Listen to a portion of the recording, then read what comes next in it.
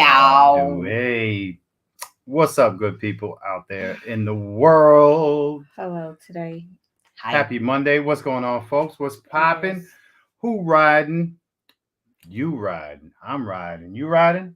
Mm-mm-mm. You ain't riding today? Not today. It's Today's Monday. Oh, You Alex, know, Yeah. we riding? It's bedtime. She riding. She riding. She riding. Oh man, Silverback. What up, brother? STD in the building. Oh Hey, man, Silver. we got the thumbnail out a little bit late today, so hopefully Very late. we, You put it out at like 7:30. it wasn't me. It wasn't me. Hi, my Renaissance grandma. Oh, Hey, How are Big. you said that so you? nicely. Biggs, Wap Biggs. How did you want me to say it? Yeah, Nah, it's a- you just be like, oh, what's up, girl? What's poppin', son? I don't talk like that to my Renaissance grandma. Who, True that. Do you speak She's to your she's my grandmother that way? grandma. My grandma, a little hood. I might could roll up in the house and be like, what's poppin', son? And she be like, man, nigga, what's going on, G? Hey, Maurice Evans, $2 $2 in the hour. professional one. What up? Liberty Acres, real deal. What's I didn't even poppin'? see Real Deal's comment. It's a whole Yeah. paragraph. Damn, hold on. You got me reading too early. What's up? Yeah. What is a safety week? I'm gonna get to that. Yeah, man. Corey, what's popping? What up, brother? I seen you out there doing your thing, thizzle, putting them groups. Oh, Koi? Yeah. Oh, yeah, I was watching it before we went Yeah. live. Maurice Evans, what's The popping? Pimp, how are you? Good. Mentos. OG $2. Ah, what was you putting drip sauce on the other day? You said I need some drip sauce on it. Chicken. Chicken? Chicken. Chicken. I like chicken. Chicken. I like my steak too. What up? I like my steak. Man, You know what what? is the word? Rodney Brady. Hey, Rodney.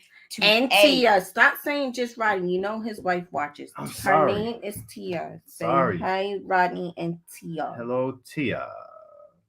Tia. Light 'em up. Tia. Fam. What is the word, bro? Howard to the J. Howard to the J. You sound old. Yeah. That's why I Howard to was the J. You know, I'm looking at Alex, right? Hold up. His Howard to the J, y'all. mustache and your mustache is gonna look the same. I think so? June.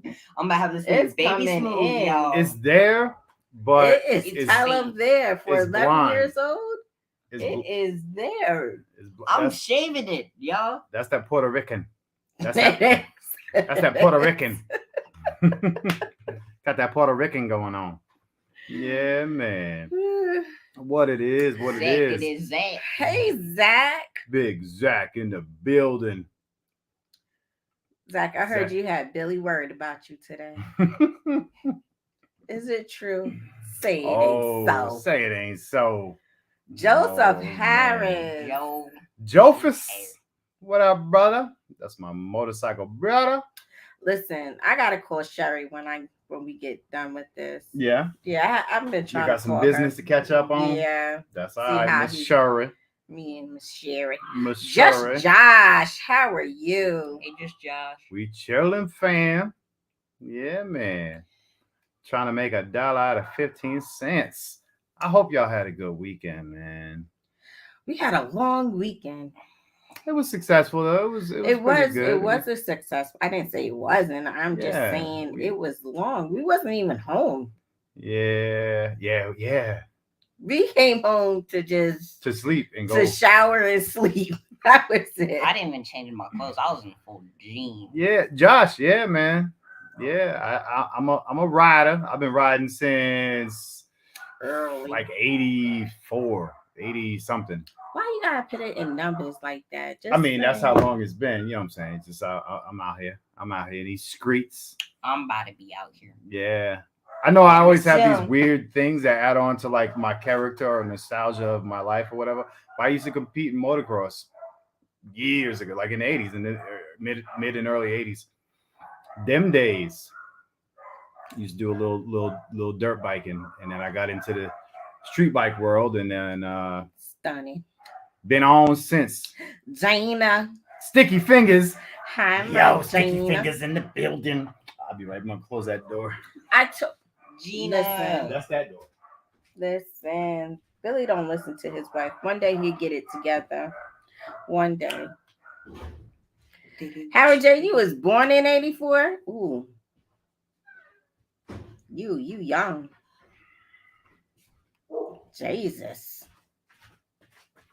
Let's see. Who else? Just said, what do you ride? Shit. I don't ride nothing no more. No, I sold my bike like last November. I was on a Vaquero, which is Kawasaki's version of the Road Glide, pretty much. It was nice though. Big bagger. You know what I'm saying? But Urban, how are you, Urban? Urban, what up? DT Siege. Hey, Siege. Siege. What's up, young lady? Sticky Icky. Sticky Icky. Yeah, I gotta leave Gina alone. Big Riz. Hand pink waving, hand pink waving, hand pink waving. Tap in. What up? Hey, I showed Erica that thing, man. She's like, yeah, go ahead, tap in. Get that bag ready. Get your bug out bag ready. Yeah, for sure. Something by Sophia. Sophia. What up, young lady? And my Outcast. Oh, I was listening to Outcast today. Oh, you was? He listens to Outcast every day. Every day. I'm so wrestle. Love when ladies stare at me. I'm just so fresh. Can we get demonetized for that? No, I think you're all right. Okay. He said demonetized. Well, I can't say monetized because that's when we get money. I know. Oh my God! Don't worry, we don't get no money anyway. Look what Real Deal said to you. Sunshine, what up? What'd he say? Do. That's right. Gotta be on the move. She is State Sunshine. to state. So listen, guys, we went back to the flea market in Tallahassee. She had me at the flea market all weekend. First, Yay. no, we're not gonna sit here and start telling these lies. What? Not the day after Jesus' day. Come on, It's a Monday. That's when you start lying. You gotta stop by Saturday night. So I forced you on Saturday, but you forced me on Sunday. No, I was just up early on Sunday because I didn't want you to blame nothing on me for being late. Man, hey, you know what? Tap in. I think I burnt them. Yes, we did burn them. We did, right? Yeah, I burn our hair when they fall out. I do burn it. Yeah, or when they get cut off. Yeah. Yeah, man. My hair hasn't fell out in years. Yeah, whatever. You're lying. Stop it. Nah. It be falling out. Yo, when you have dreads, you're gonna find little pieces here and there. Like you might lean up and it still be under your back or something, under your elbow. We're not talking about that because I be I'm having just my saying. feelings hurt all the time. I'm just saying. All the time. My feelings be hurt. Man. But yeah, man. She cut mine off. Right, Siege. You understand it. You understand it. That's it. Yeah. That's how she feels. I'm like, whatever. Throw them out. Whatever. If anybody. Hopefully everybody remembers. I used to have dreads as long as Erica's. Maybe a touch shorter.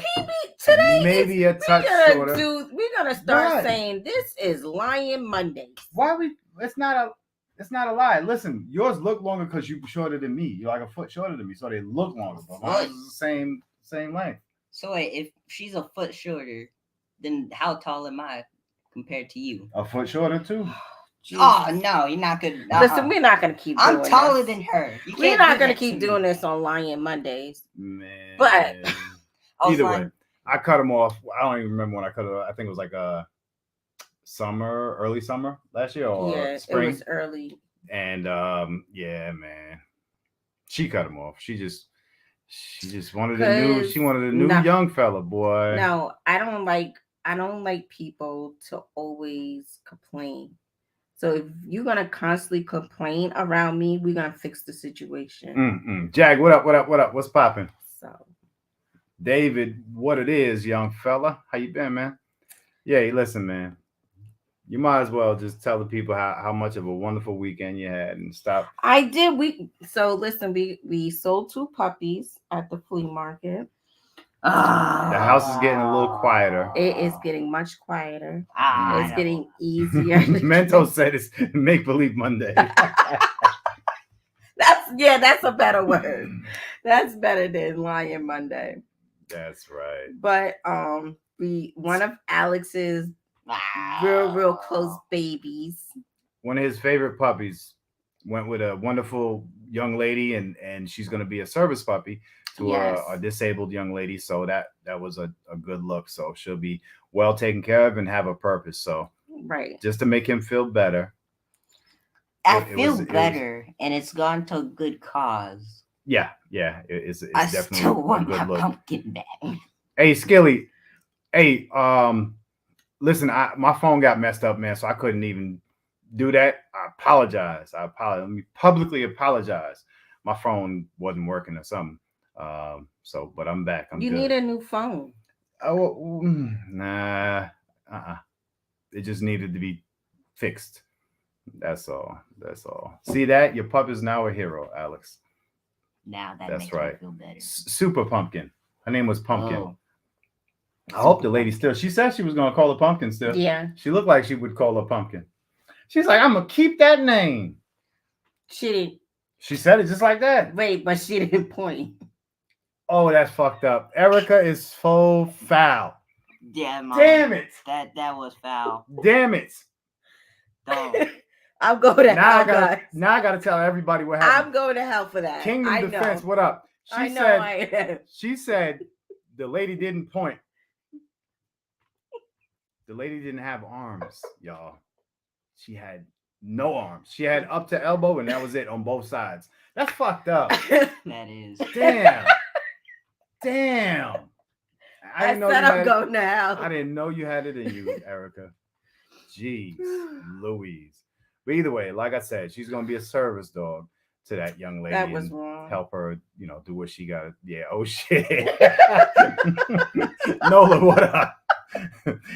Off the hook. Yeah, I know. If she was, David, damn. That's some foul money right I'm just saying. Philly Slow was popping. You didn't have to tell them she didn't have no arms. Damn. It's in your heart. It's in your heart. You already fucked that up. T-Mash, what up? What's popping? Oh, I'm so tired. I can't even stop Why laughing now. Why you laughing in the Erica said, but ain't nobody pointing fingers. That's fucked up. Oh, shit. Oh, thank you. I need to buy some new ones. I seen some online. I want to get. What the heck? Yeah. Mm-hmm. Don't you have a Bob Oh, the fuck, Zach? Damn it. Wait. That's fucked up. She was like, put the dog on my lap. Yo, I swear to God. All right. So, all right. Wait, just turn off the camera for us. Damn it. Inappropriate laughter. So either way, she had a chair, right? The electric chair. She had a caretaker with her, and she had an electric chair, and she can move it around with like her elbow area thing goes into that thing, so she can move it around. But she was like, she'll put the dog on her lap when they left or whatever. Right. But the dog is mad squirmy. I'm surprised the dog didn't. Yo, she's mad squirmy. So she was trying to hold the dog.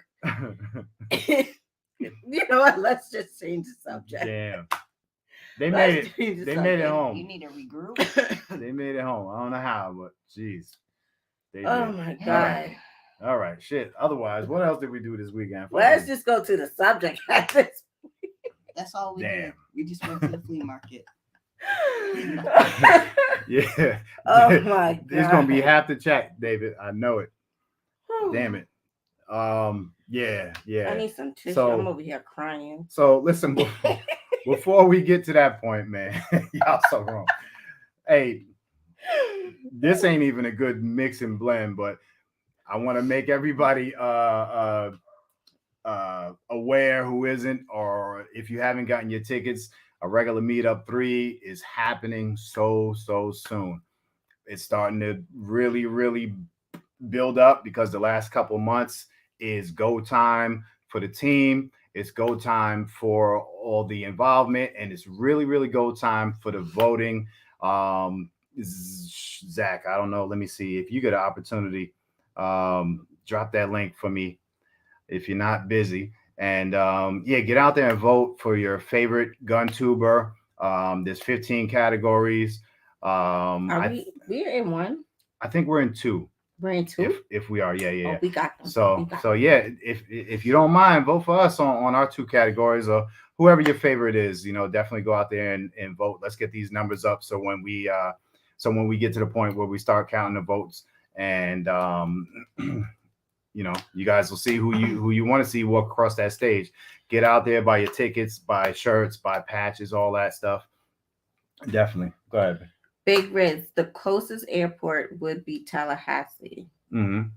So Tallahassee Airport is very, very close. It's only like 40 minutes away. It's south of Tallahassee. So yeah, it's about an hour. 50, maybe 50, 55 at the most.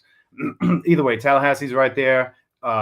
Gainesville is a small airport. You can fly into that. Albany, Georgia is super, super close. Right.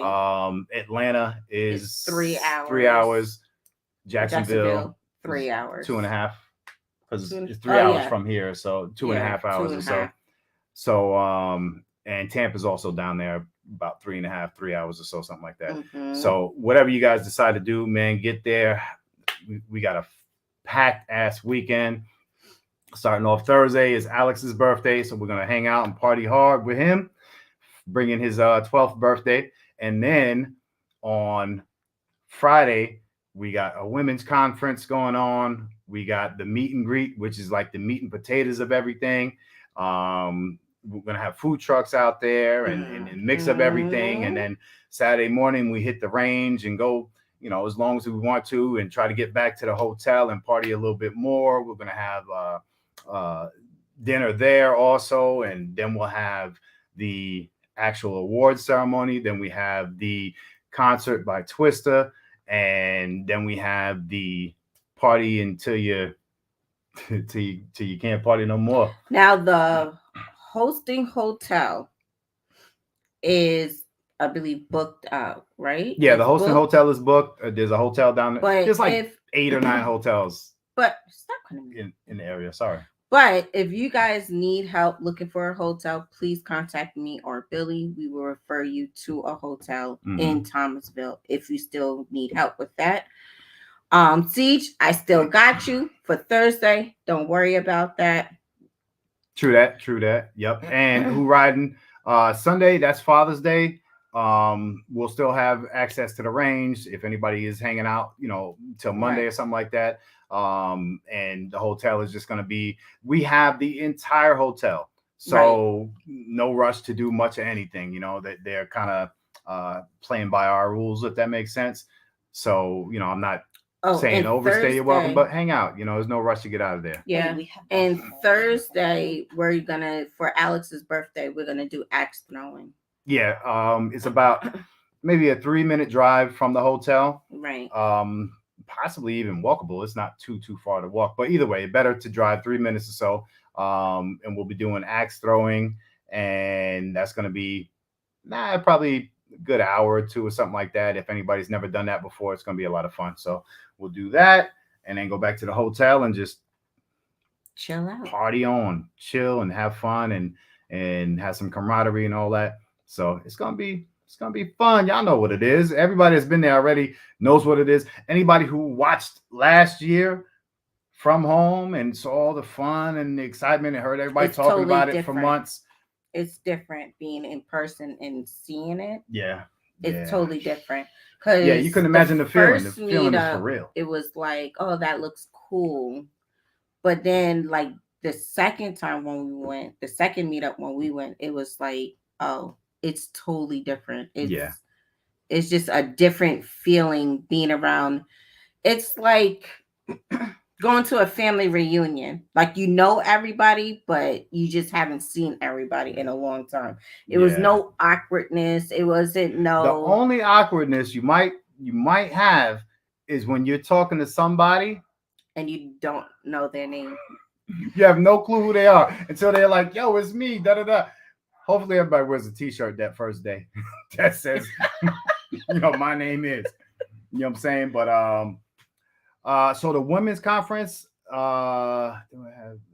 No, you don't need her to register for the women's conference. Um, there's a company that's actually doing it. I don't want to say the company's name yet until it's all finalized. But regardless of which, there is a women's conference going on, and so, but it's a big company that's overseeing the women's conference. Until we settle that, hopefully this week. I don't want to say nothing too early or whatever, but no, all women are invited. You don't have to.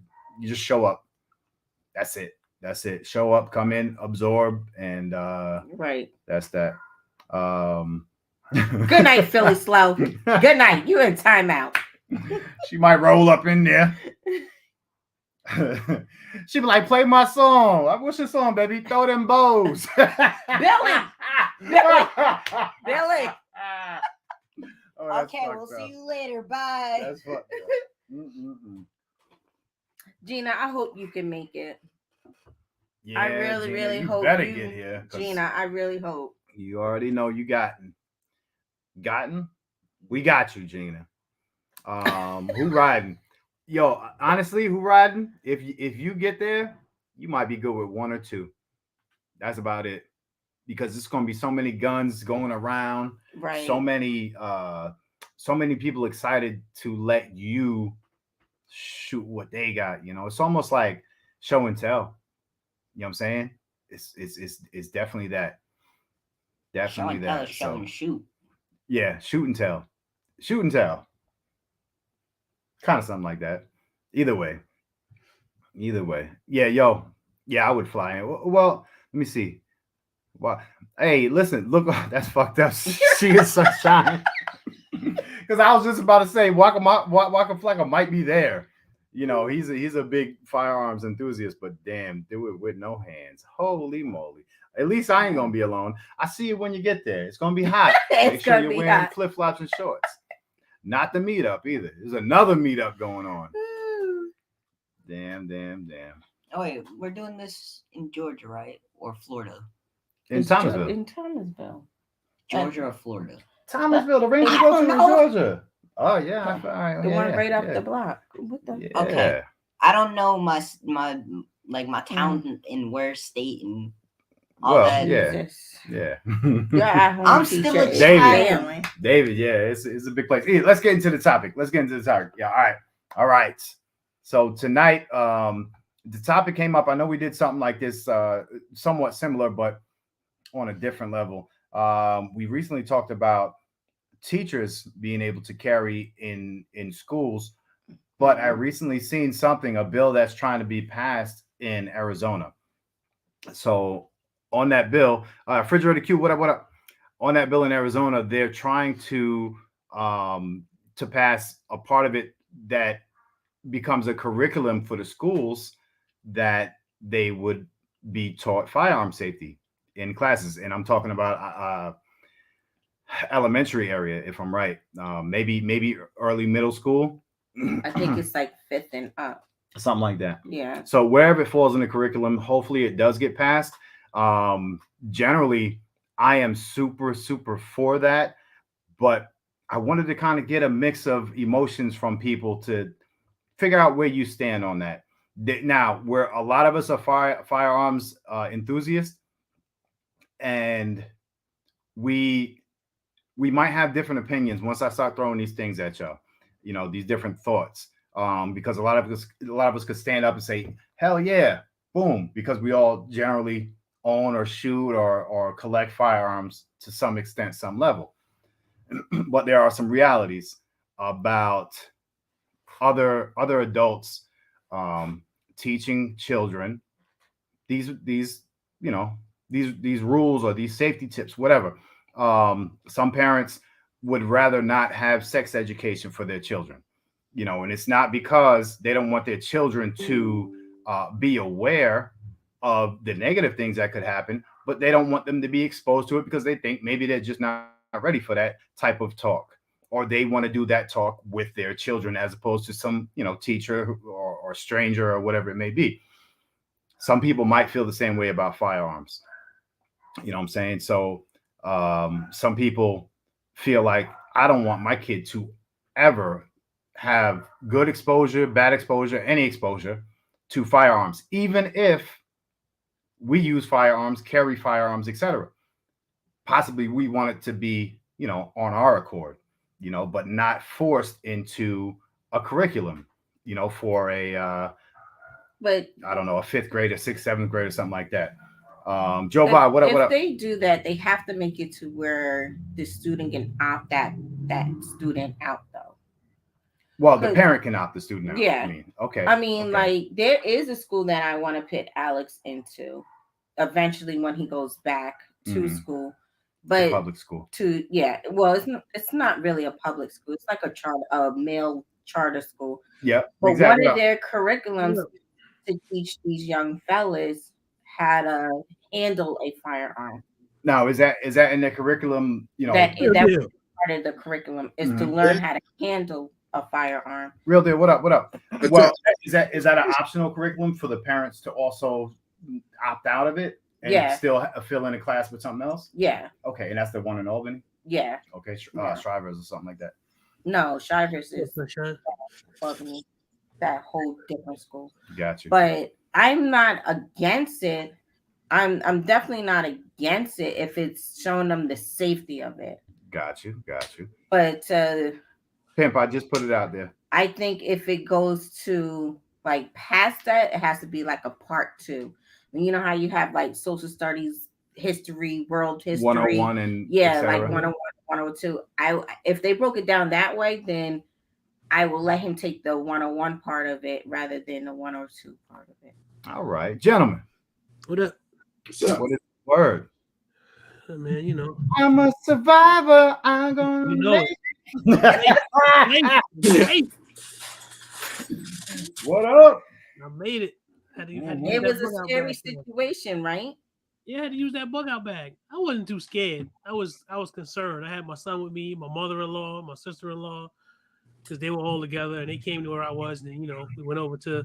We have a designated area that has like a tornado sort of shelter. It's like a mid-rise building, but it's got an underground car garage. Right. Ricky Ross. Designated spot. Yeah, so we went over there, whatever. It was a little, because you never know what's gonna happen. But I had, had my bug out bag. I had stuff. We were good. So. Okay, good deal. Pimp, what up? Pimp? What up, my people? What up? What up, Pimp? Chilling. How you doing? Well, a person who works at the school systems myself, I feel like this should be a part of the curriculum because they include archery and things like that as part of different options for gym, swimming, archery. So I think guns should be introduced at a certain age, of course. And the reason why I say this is because for me, in my experiences with my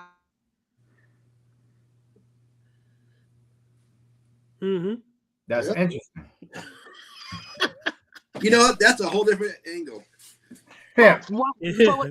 Wait, my friend, she didn't want her son to learn about guns, but I kind of convinced her, let him go to a couple classes, whatever, X, Y, and Z. And thank God he did go to those classes because somebody broke into her home and was trying to rob her and rape her. Wow. He knew exactly how to get the gun, where it was. Any other time he would never touch it, but he knew the plan. They had a plan. If something ever happened, mama can't get to the gun, you can get to the gun.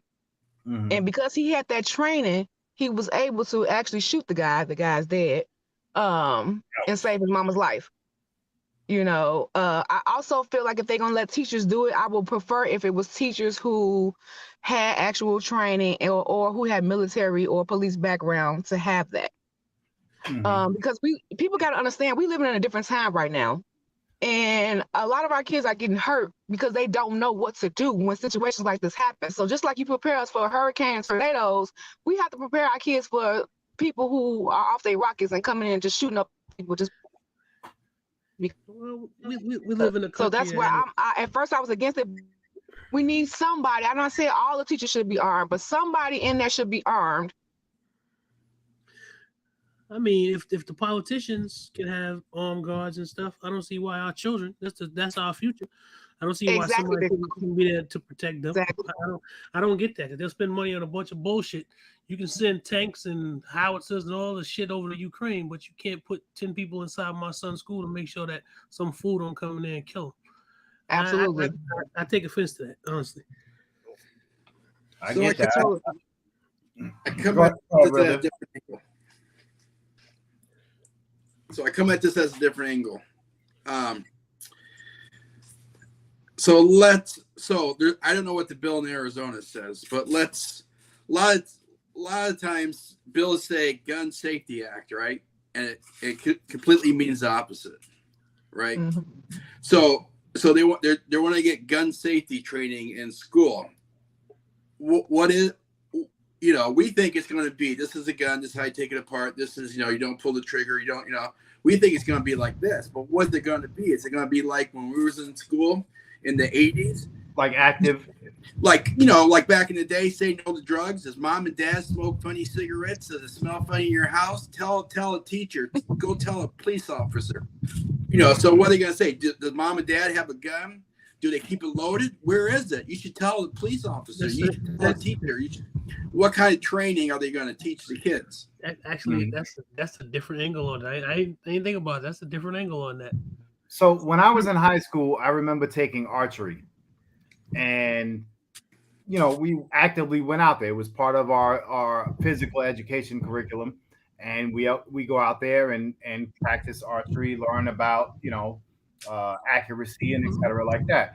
Are we ready for our students to not only have classroom training, but actual physical, shooting training as part of a school curriculum? That's like the basis of that conversation. So is it something that you guys would want to be more in control of, to teach your child safety, to teach your child how to use and manipulate a firearm? Or are you ready to let a gym teacher or a specialty teacher actually teach your child their I don't know how to say this, opinion or curriculum of firearm safety? And everything starts from home. You can do it yourself. Everything starts from home, but it's nothing like you have that extra help from the school. Always starts from home, in my opinion. All your learning, your morals and principles should always start from home. But like I said, it's been accidents with swimming. It's been accidents with archery. It's been accidents with shot put where kids have died. Hell, kids are dying on the football field at this point. But we allow them to teach our kids that. That's true.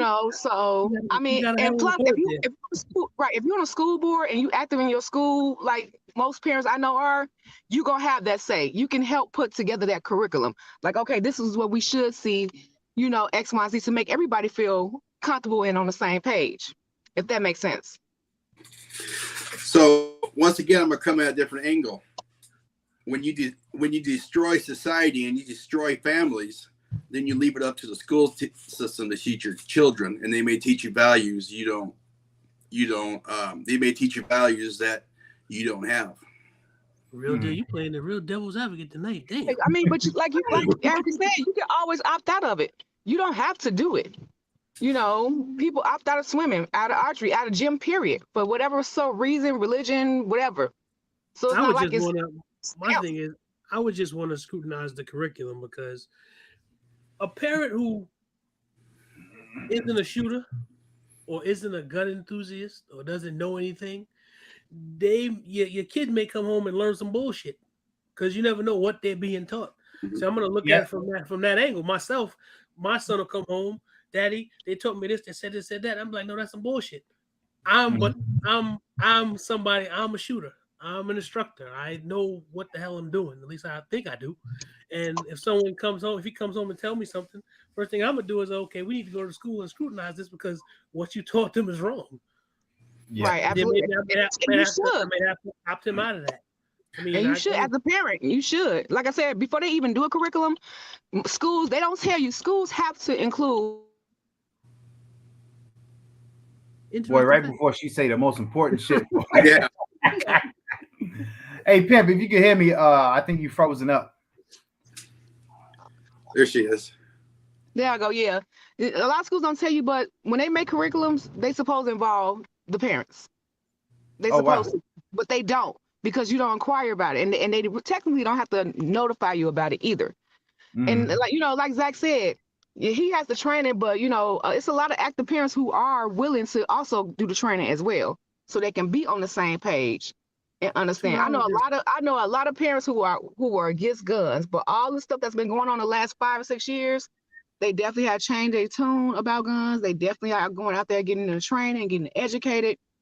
So if you involved, I say get on that curriculum with them. Help create the curriculum. Build that bridge. $2 has a point there. That's something that I think about. That's something that I would think about too. He had a point. Yeah, that's a point because you never know what's going on. I guess in these children. Has to be a total. That's true too. That's true. Well, it has to be some sort of. I don't know what the solution would be, but there has to be some sort of well-rounded something because you could have a kid, and this is what has been happening, who feels a certain type of way, feel the world is against him or whatever, and he decided, no, I'm standing here with this gun, I'm gonna turn around and I'm gonna shoot everybody, as many people as I can while I'm standing here doing this. It's such a it's a slippery slope. Jay, what up? Jason, what's popping? Biggs, Wagwan, Chris Stevenson, what up, brother? So yeah, man, it's a slippery slope when you get into it. And some parents just don't feel that it's a necessary involvement. They don't want. I can only refer back to sex education. And some parents are like, my kid is 13 years old. He shouldn't even be thinking about sexual education or parts of another female or a male or something like that. Hell, but they are. But they're still, that's when it's taught. They are. So I'm agree with you, Billy. So I don't think that it should be taught in schools. If I want my child to know about guns, I should take it upon myself to teach my child about guns, or I should enroll my child in a safety class somewhere to learn about that. And other parents, like you were saying, may not want their children to learn that in school, just like I don't want a drag queen coming into the school and reading books to my child. True.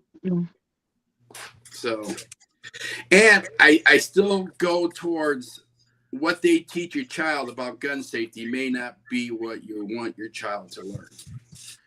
I get that. Because it could be used. It could be used as a sort of a spy instructor.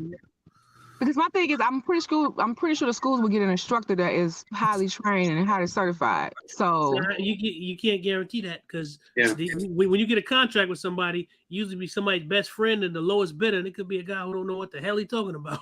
Man, guys. Well, I don't know I know in Illinois you can't do that. So it has to be somebody who's certified, got that certificate who actually has to have that in Illinois. I'm not sure about no other state. I'm sure we all seen the YouTube video of the police officer in the classroom saying, "I have a gun. Don't worry. I'm trained." The next thing I'm the only one in this room qualified to do this. The trigger and he shoots around in them. I remember that. He shot himself in the leg. That's because he was a fucking idiot. Right, it was the leg. Yeah. So no matter who's no matter who's vetted or anything, and it's wild to have these different opinions because we are enthusiasts. But the reality is we want to have a little more control. So a lot of people would be, I'm for it. Gun safety should be taught to children all over America. But when it comes to our kids, do we seem like we're a little more biased? Like we want to be in control? Like let the other kids whose parents don't give a shit about guns be taught by a curriculum, but let us fine tune it. Well, yeah, because that's what I'm saying. We sit in a different seat than most people. We are not when it comes to guns. When it comes to guns, and I'll speak for myself, I'm not a regular person when it comes to firearms. I just use my name. I'm a fat guy with guns. That don't mean I got 2 guns. It means I got safes full. I'm different. I took the time to go shoot and learn and be able to be a trainer and things like that. I look at it different. The average everyday citizen isn't thinking about that. I always say, we are a friends group. We are not the majority. We are in a minority group. So we look at things differently when it comes to that. And I wouldn't want to have some fool just teaching my son anything. Because the first time he comes home and says, well, he taught me this, and I know it's some bullshit, I'm going to be like, wait, no. We need to go to the school now. He's got to come home and say, you can't shoot hollow points when it's raining. Exactly. Right. I'm like, wait, what's this all about? Don't jump in the river with them hollow points. Hollow points. The fish will be safe. Damn, Pimp, you got home quick. Shit. Yes, you did. I was already driving. Shit, I've been driving for an hour in that traffic. Ain't no fun. So now, hold on. Yeah, I'm sorry, Alex. How do you feel? Do you feel like if you went back to public school, you would want to be in a school that taught? I would want to be in a school that teaches me guns, but it can't safety. But it can't be an all boys school. But you do understand that because that's your son and because of what he's into, he probably know more than the average gun person. Yeah, that's right. So it'll be even a different experience for him. It's like because of how he's being raised and who he's. It's like even for little Zach, he ain't in the guns as much as I am, but he know more than the average little kid Mm-hmm. Yeah. when it comes to firearms. But and the average adult, he knows more than. So, you're right.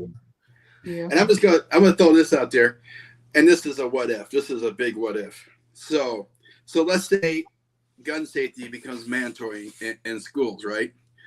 And then there's this science teacher, little guy, never shot a gun. I need extra money. I need overtime, whatever. Well, the only thing I got that you can do is teach us gun safety. Here's a book. Read it and go teach the kids.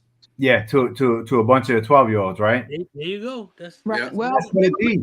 again, that depends on what state. You can't just move a teacher because they want to get extra hours. You have to have the credentials for that certain subject or curriculum. So that really depends on which state you in. Now, Texas, they might just move somebody just to move somebody. I can see that happening. Yeah. But in certain states, you cannot unless you are certified in that actual subject or activity. Mm-hmm. Because even coaches now, you just bring the gym teacher in and coach. You can't do that anymore. I think Jova said a while ago, and this is a reality for all of us. Certified does not mean qualified.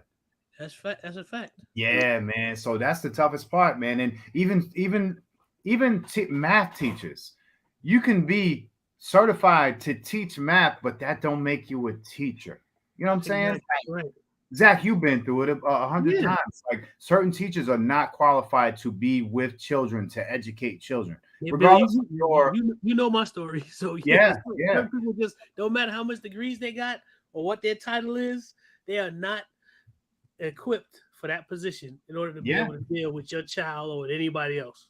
I know that from life experience, not just from saying it. I know certain people just because they got credentials and letters behind their names don't mean shit. Yeah. Now, mind you, there's going to be such a different perception and reception from the children depending on the demographic. Mm-hmm. That's true. A lot of children are predisposed to what they feel or see on television or their parents or movies and etc. You know, you'll get some kids that think it's all Rambo. I'm gonna do this, blah blah blah. Wants to play games while he's standing next to an instructor because his other kid, you know, these are the same kids that throw spitballs at the teacher while the teacher's staring them in the face. They don't give a fuck about getting in trouble. You know, some of them. Right. Some of them.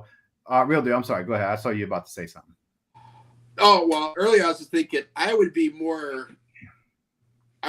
for it if it was like a gun club after school and all the kids had to take a class outside, had to go take some kind of training, get a certification from an outside source, and then bring it to school, and then they could be a part of the club.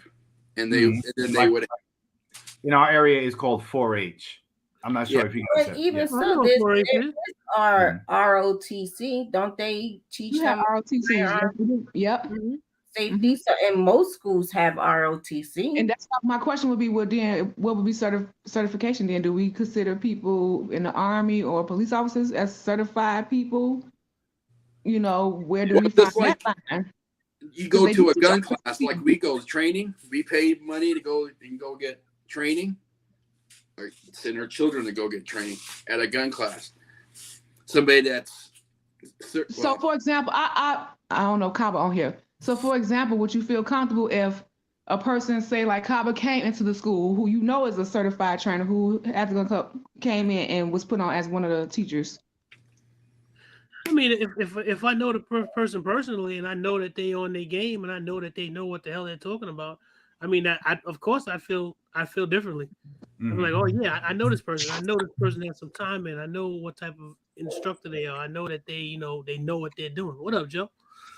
Joe, what up? Right, but Hey, somebody good evening. can Thanks also for throw having me. in, Just wanted to say they not, about the somebody can throw that same in too. Oh well, okay, you say he's certified, but I don't feel like he's certified. So it's like we on that fine line. We need that's why the child should be taught at home. I'm gonna be honest with you. There's a lot of parents who are quote unquote gun enthusiasts and have guns, and they don't know what the hell they be talking about either. Sometimes that's true too. Well, See, now we're going down a rabbit hole, because now we're you starting open to it up, real deal. You open it up. I know, but now we're putting that. Wait, hold on, Javon wants to say something real quick. Go ahead, Javon. Hey, good evening, panel. Good evening. Hey, Good evening. Joe, everyone's always talking about people in the military or army or cops, right? Remember, your average cop doesn't have a weapon on a duty over a 20-year career. Your average cop wants a gun. The average cop only goes to the range once or twice a year to qualify and probably shoots less than 200 rounds.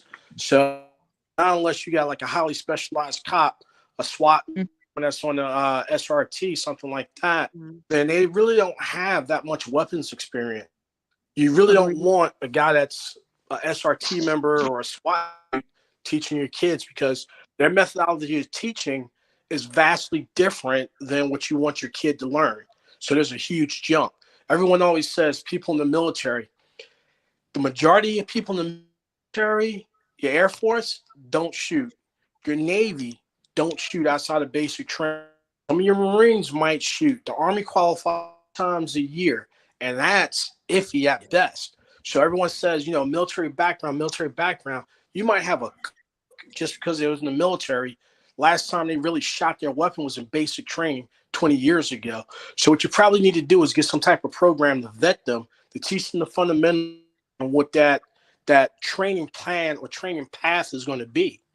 So you're not just out there, you got some dude like me teaching them how to do full breaches, hard breaches, and get an Overwatch position. That's not what it's about. Now, the mental aspect, you got to make sure that they're mentally sound, whether that's having a psychological evaluation periodically. Some places do that.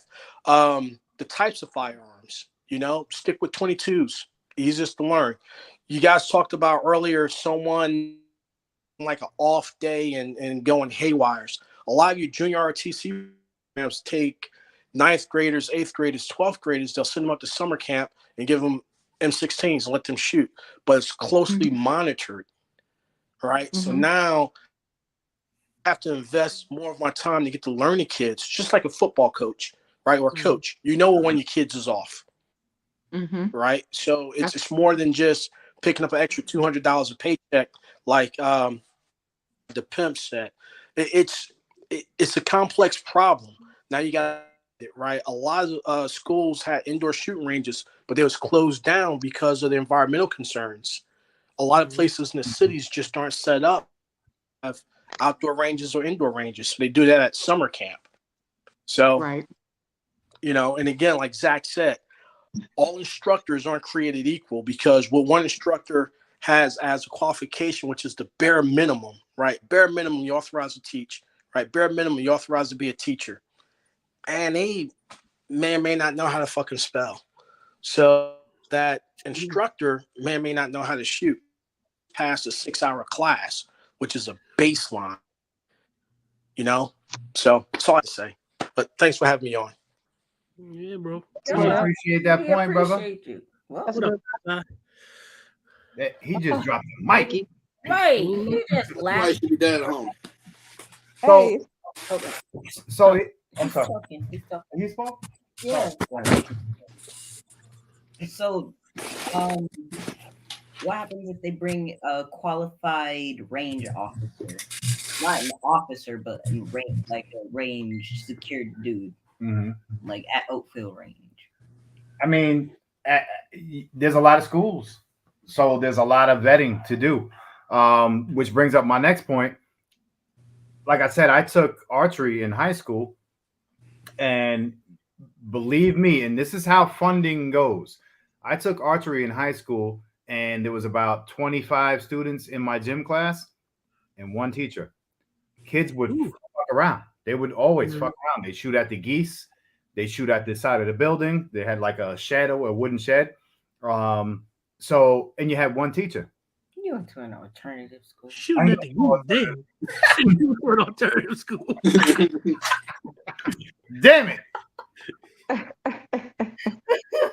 So Billy, it's about the funding too, because I went to a high school where we had multiple. When we did archery and stuff like that, it was 4 teachers, so that could be controlled. So it definitely comes down to like the funding as well. So I can see what you're saying on that one. Yeah. Once that funding gets pulled, man, you get less qualifications, you get less people involved. I would not be against, in my opinion, only me as a father, if it stayed a classroom thing. Yeah, my thing is sort of, I don't know, because I'm reading Joseph's concern, and I mean, there isn't. That would have to be up to the parents. I can only speak for myself. My son, for him to see a gun is like him seeing me with a glass of water. That's how I put it. That's my life. That's what he hears me talk about. That's what he sees me watch. That's what I talk about with him. He knows I'm making videos. He knows what I do. He knows I teach classes. He knows. So for him, that whole, and I took the concept of, because I had a friend who was NYPD, and when she got her firearm, they told her, go home, unload your firearm, sit your child down, and sit that gun in their lap. That's exactly what they told him to do. It's to take the mystery and the whole thing. I gotta be looking for this and looking for that. You know, it's you take all that mystery away from it. It just becomes another object, something else. And then on top of that, when you teach them how to respect what it is, you take the curiosity away from it. You make them understand what it is and what it can do. And hopefully you have a child, because every child is different, who is receptive to that. And they take that in and say, okay, this is what I'm not supposed to do. This is what I'm not supposed to bother with. If I see this gun, I always consider that as loaded. I'm supposed to get away from it. I'm this and that. It's the curiosity. You do things to make them be aware that, you know, what this thing actually is. That would fall into the parents' category. They would have to do that at home. I'll take it. You know, I have a daughter that has Down syndrome. I take her to the I take her to the gun range with me all the time. She sits there. I put the ear protection on. When I hit the target, she's like, "Yay!" You know, she's my little cheerleader. You know, she calls the guns my poppers. That's a popper. You know, I taught her you don't touch poppers. I can take my gun, unload it, and say, "Here, Stacy." And she's like, "No, no, no, no." And then now I'm lucky to have my own gun range at my own house, and I have metal targets. And my wife tells me all the time, while I'm down there at the gun range shooting, she listens for the metal targets that go ding, and she's in the house going, "Yay, Daddy hit the target." She ain't clapping that much, is she? She's back in, her hands are all red, man. Yeah. Hey, so we I would say about 2 months ago, we were at the gun range, and we met a young lady who was a teacher literally at the end of our block. And she teaches for our school district, and she was at the gun range. I would like to say she was by herself, but she wasn't. She had her daughter there. That was a son there. It was a boy. Yeah.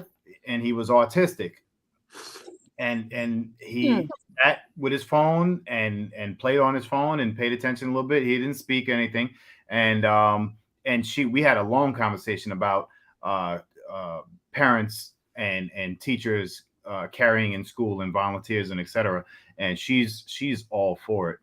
You know, she definitely. But also she had an issue with the child. So I don't know I don't know if we explained this why we pulled Alex because of the COVID, but I refused to bring him back to the middle school because there's a lot of gang fights.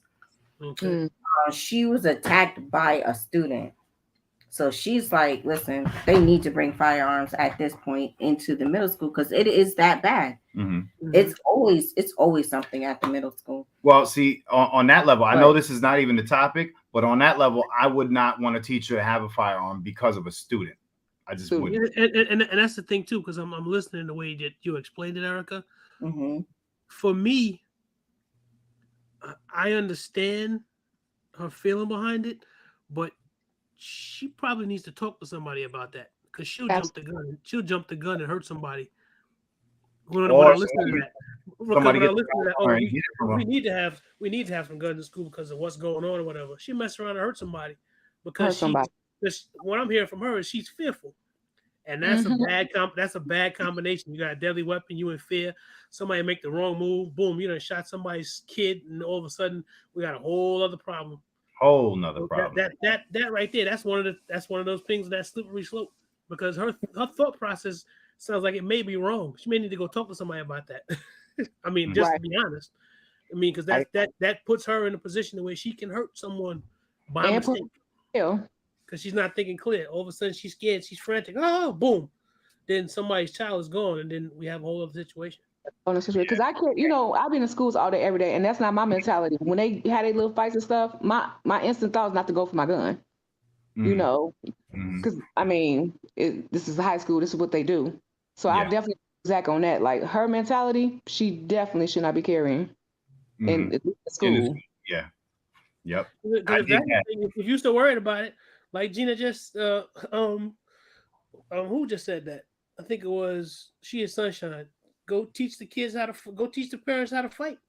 If you that worried, go somewhere and learn some hand-to-hand something. Bring back boxing. Yeah, something like, if you that worried about it, something jumping off like that, go somewhere and learn how to fight.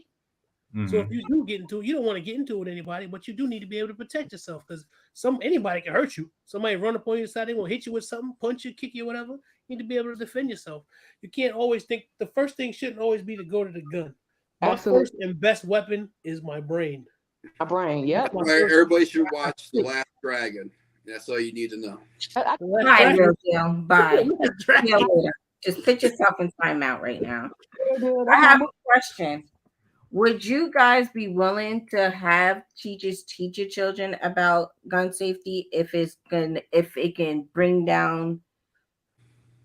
gives your child the opportunity to take down somebody that has a firearm in school? Like say like Alex has a friend in school and he knows he has a firearm in his locker or whatever. I know Alex would take down the firearm or take it apart and then report him. But do you feel like we should at least teach children that much? Learn how to take it down and then report it, or just report it? I know this is very funny. Just report. You don't touch it. Don't put your hands on it. Just report it or whatever. And my thing is, you get as far away from it as you can. Absolutely. I know some of the things I teach my son because they do those drills and stuff here. They have a whole plan for that stuff, but they don't tell you what it is. And I like that they don't tell you what it is. But there are things that I tell little Zach. You listen. You calm yourself down. Don't get too frantic. I know it's not going to be easy, but you do. You listen. If you hear gunshots, you listen where they're coming from because you want to get away from them. You don't want to go towards them. It's different things like that you can teach a child. But I would never say it. Unload this gun. And 9 times out of 10, he could do it. But I would never say that. I say, stay away from that. But let somebody know that it's there. Here's the fun part. Without any piece of that being in the curriculum, they never taught me that shit. They never taught me even the simplest thing to not touch it, tell an adult. Never said that. I'm a grown-ass man by the time I figured out that part. But you know what I'm saying? That would have to be part of it. Part of it should be. Well, I mean, and that's the thing. We just had a situation. We just had a situation like that where little Zach got into it with a kid, and they got upset with him because the kid hit him, and he hit the kid back, which is what I told you. You're supposed to let nobody you hit him back, and then you go tell the teacher. They got upset because he didn't just let the kid hit him and then go tell the teacher. But then that's the thing. Right now, that whole thing, if you see something, say something. That's part of the culture that they teach. That's now. That's new. That's not like it wasn't like that with us, but with them, that's you see something, say something. So they do teach them that. And I would think that would be part of any curriculum if they had something like that. when I was a kid, I knew how to get in the hallway, get up against the wall for a bomb scare or a tornado scenario, whatever. I knew how to do that. That was something that they taught us. There's a lot of other things that they slip in. Stop, drop, and roll. They teach that shit. In kindergarten. They let you know. Feel the door. Would it be against? Would it be too far fetched if they had, like a 1-day seminar, some type of, every class has to go to this by the time they're in the 3rd grade or something like that, and they just do a quick, like the DARE program, say no to drugs, just to let these kids know the safety that's at hand when it does come to firearms. Would you guys be against that? I would. And also to add to it, be against it if they mandated that the parent must participate as well. Right. If you want your child to participate, you need to be there with them. I don't think I don't think there's anything wrong. I'm like I said, I'm pretty sure most schools do this stuff across the country. They have those drills. I don't know. They have a name for them here. I forget what they call, but it's their plan that they have if they do have an active shooter. It's basically an active shooter drill, but they don't call it that to the children. They call it something else. To where you move this way, you go here, you do this certain things that they do. I don't see a problem with having some sort of seminar like that, but I would make it a requirement. Your parent needs to be with your child. I would. Right. Yeah. Right. Well, there's going to be a lot of children not taking it because a lot of parents, damn sure, just don't got time for school. Then you know what I mean? But that's the thing. And that's the thing, too, because a lot of times I understand people's situations, but I know this from experience. And Billy, you just happen to know me a lot better than most. I'm very involved with what goes on with my son in school. Very involved. Job at the school. Exactly. There's nothing that goes on that I don't know about that I'm not involved in and that I'm not willing to stick my mouth in and yell if I need to or whatever, because ultimately he belongs to me. So it's up to me to make sure that I have things on the right track. So it's like that with any parent. But I do understand some parents just have to listen. You can't because I may be a single parent. I may not be able to get off work. I may not be able to do whatever. But in that case, too, I think it's important that's if you live in that community, it's important for that community to say, listen, we need to have something extra outside of whatever because we do have Cheryl over here. Cheryl got to be at work. She can't come in for this. This is the time she can be here. So let's try to set this up so these parents can be involved, too, because it makes the community stronger. And I don't see that being a problem in a lot of places. I mean, I can only speak for here. Something like that would probably happen here because that's how they do. They love talking and having meetings. So they would make some sort of way around being able to have it done. But that's what needs to happen. I remember you have to make it. So I'm still going to go down the road so I don't know what the bill in Illinois or Arizona says, but most society is not 2A friendly. And I'm going to go on a limb here and say that the teachers' unions do not like guns. They're anti-gun. And so to bring this program into a school isn't going to be what you want your child to learn. And let's say it becomes a positive thing. They're never going to allow real firearms in the classroom to let your kids touch. Real deal. It's going to be toys and that kind of stuff. Real deal. Listen, What? There's people in this chat that took firearms classes. That was back in the day. It used to be that you could go deer hunting in the morning, and when you went to school, you put your shotgun in the principal's office, and after school, you picked up your shotgun and went home. Now, do you think them days are over.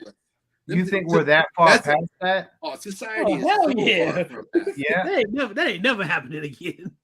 Ever. That's finished. Then it depends on the community. Do you think the school teachers are going to let your child touch an assault pistol? Okay, so to Real Deal's point, I will say the union is not against guns because, believe it or not, most of them have firearms in their home. They go by whatever's popular. I know in Illinois, a lot of our teachers, in order to be on school boards, they have to be voted in. So they're going to go with whatever's the popular opinion. You know what I mean? But a lot of unionized people, especially teachers, do have guns. Yeah, outside in front of the cameras, they say, "Oh, we're against guns." but a lot of them do have it. A lot of them do carry it, but because of popular beliefs, they have to go with that popular belief to keep their job. Yeah. Pimp, let me ask you a question. So let's say the majority of the teachers union members have guns. It doesn't. I used to belong to a union. It doesn't matter what you believe. It matters what the upper union powers to be. They're the ones that set the tone for everything. So you can have one set of values, but the head union people have their own set of values, and that's what they go by. Right, but that's even with the head of. I'm glad you brought that up. Even with the head of the union, they have guns, but they going by whoever votes for them. They gonna swing. Their popularity. So yeah, they talking big A. Oh, we don't believe in guns, but I guarantee the CEO, the president, got a closet for the guns, and I know that for a fact because I've been to that person's house. Because what will end up happening is you'll end up having a group of children who are very educated and a group who are not. Like I live in a place where there's no teachers union, and in my particular vicinity, but I live in an area where there are a lot of people who go to ranges and have firearms and things like that. So you end up having a bunch of kids who are really educated and a bunch of them who are not. Yeah, Rudy, I got a question for you because this up like 2 weeks ago, so I'm glad you brought that up. People with disabilities, like, how do you feel on that of them? Are they American citizen and they have the right to enjoy the Constitution like everybody else does? Okay. Now let me. So like, say you're bipolar. You've been, or you're. I'm not gonna say this word, right? So get ready, chat. So say you're schizophrenic. You know what you mean. You got the syllable in there, right? Everybody know what that is. You know what I'm saying? So you shouldn't own a firearm if you have 12 people in your head talking to you. But how do we decipher that though? Because on the one hand, it's their constitutional rights to have it. I mean, because you don't always know when people what they psyche is, because you can't get to their personal information. So do we have a database for that? A lot of times there's no way. A lot of times, see some stuff. Yeah. There isn't a way to know that. And then also you have a guy who's perfectly fine and goes to work one day and something just flips him out and he just does whatever. There's no 100% way to do that. Because in Illinois, that Shut Up Highland, for example, they knew this, but because the dad vouched and said, I will be responsible for him, which they still haven't held him responsible. I will be responsible for him. Y'all can go ahead and issue him that carry and conceal. So it's like, we knew he had mental issues, but y'all still allowed him to have that because his dad vouched. You either have your rights or you don't have your rights. Right, it's a slippery slope. That's the thing about having rights and having quote unquote freedom in a place. That's right. It is the funniest thing ever. It's almost like how I look at this guy could be some dude can be the most racist piece of shit guy in the world, talking all type of stuff, talking against me, talking against all type of things, calling me this and that. But you know something? As a guy who believes in having rights and believes in freedom, I gotta fight for that asshole to be able to say whatever he has to say. Because I want to be able to say what I want to say when it's that time. I agree. So all of that comes into play. So I can't pick and choose. Freedom is not free. There's a lot of different costs for it. Yeah. So it's just something that you have to deal with, and there is no way to know. What if I got up tomorrow morning and all of a sudden one thing, and you never know what could happen. Something happened to my wife, something happened to my son, something happened to my mother, my father, something happened to my friends, and then I just flip the fuck out. Right. There's no way to really know that. There isn't a way. You can do some sort of screening or whatever, but there are people who are crazy enough to fool the screening. Yes. Get right around it. Yeah. There is no safety in freedom. You're either going to have freedom and live with the consequences, or you're going to try to have safety and have absolutely no freedom. I agree with you. I agree. That's I mean that's a hard pill to swallow, but it just sort of It's reality. it is what it is, right? Yeah. And you know, a lot of us, the reasoning why there's may issue and shall issue states when it comes to, you know, you buying firearms or whatever. A lot of us are like, damn, I live in a may issue state. That might be good if more states were may issue. You know, I know it's against a lot of people's opinions on freedom, but safety is a big concern on the opposite side of that scale. My argument is whatever limitations you put on the Second Amendment, you must put on all the amendments. And so therefore, if you have to put safety on the Second Amendment, then you got to put safety on the First Amendment. Mm-hmm. So you know, if you talk bad about the government, you know, there should be consequences, because you are destroying society as we know it, and I don't feel safe knowing that you're out there talking bad about my government, knowing that you're causing it to crumble. Yeah, you know, where does that line go? It's just that, you know, and that, like you say, freedom is exactly that, freedom. So either if you're gonna be free, you got to deal with the good, the bad, the ugly, all of that, and it's part of it. And you can never be 100% safe anyway. No. So it's either you gonna walk through life and try to be productive and try to have a happy life, or you're gonna sit somewhere in the corner and be scared because some shit might happen. I choose to go off and have a happy life, and if some shit happens, hopefully I'm strong enough and, you know, able to handle it and take care of it. I mean, it's just that's the cost of freedom. You know, there's a saying. What was that saying when stupid people kill themselves? That's Mother Nature weeding out the stupid. Not the stupid, yeah. Yeah. That is a saying. Yeah, that's a saying. Yeah.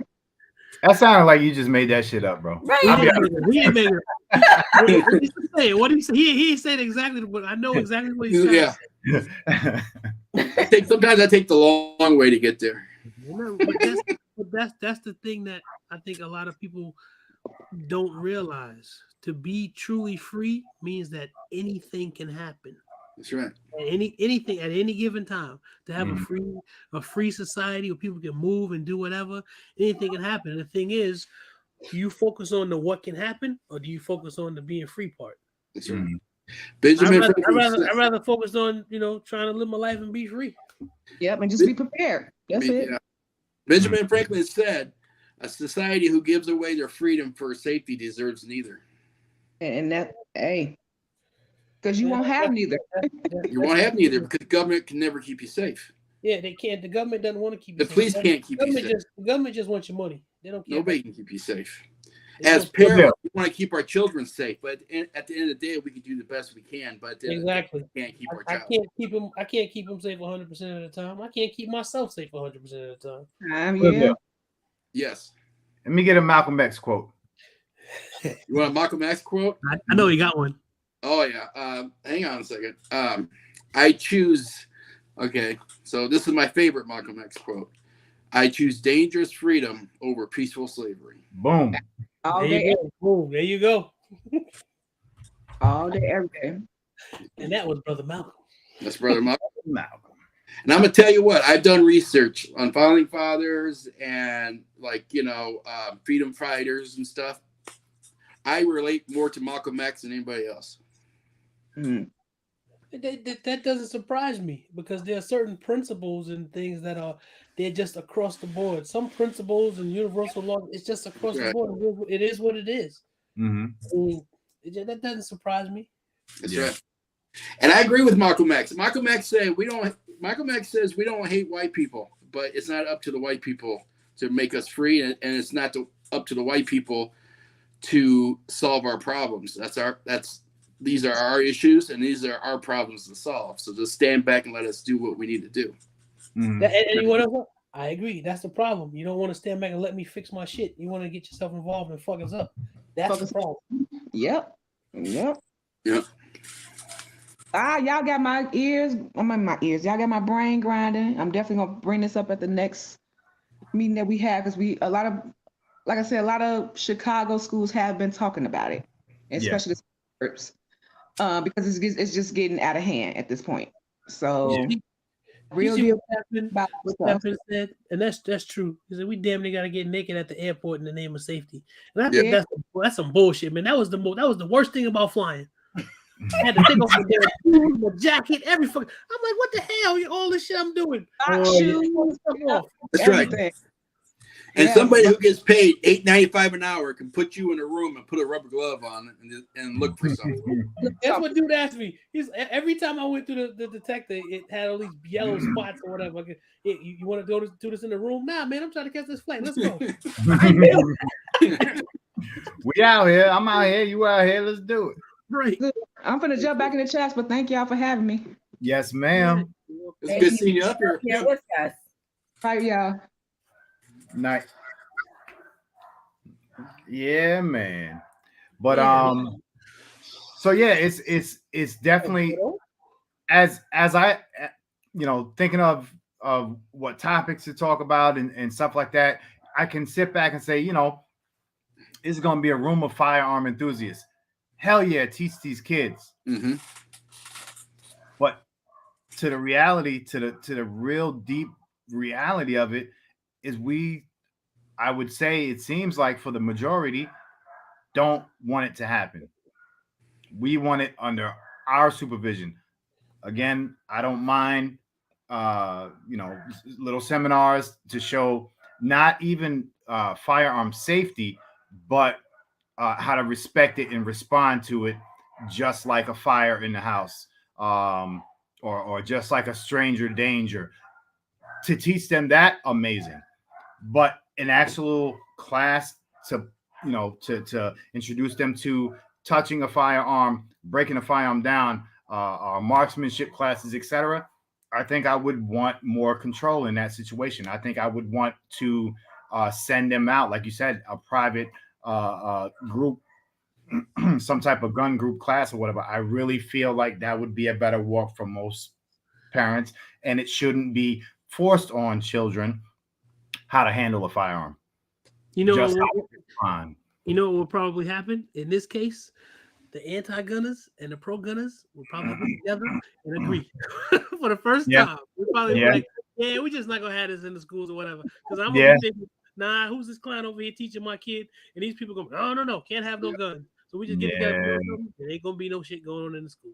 That would be a time that they would actually probably agree. I was born in 1971. I went through the Cold War. I remember being taught in school if a nuclear war happened, if we had to hide underneath our desks. Now, what is hiding underneath my desk going to do if a nuclear bomb?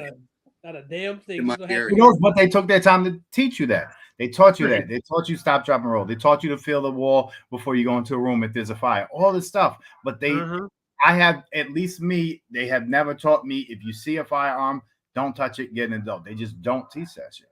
You know what I'm saying? I'm not sure if I missed it. I was sleeping during that class of drawing or some shit. But I don't know.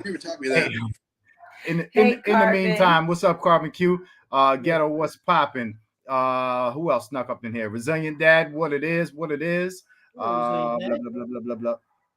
Whiteside, I know you've been in here for a while, but what up, brother? Yeah, man. So yeah, there's definitely just things that, me having a child who's actually a shooter, even though he is familiar with, he was holding firearms today because something that we had to deal with, with one of the guns in an accessory or whatever. He holds firearms nearly every day. I still would not say yes to him being in a class. See, but I would want him to be in a classroom. I mean, not hands-on, but at least be in a classroom to where they teach them the safety of handling a firearm. Just because most kids learn things with their friends or away from their parents. Mm-hmm. So if you get a child like some of the kids in our area where their parents are coming home late from work and whatever it is, and they go to there or they come over here and they see a firearm, I want them to understand they don't have that right to touch it. I want them to understand that, how to I guess, handle a firearm. I'd rather them teach other students or teach students how to handle it, not actually. I don't know. I Here, see it. I'm gonna throw this out there. I think it would be better. Like, say Alex has a friend that doesn't know anything about guns.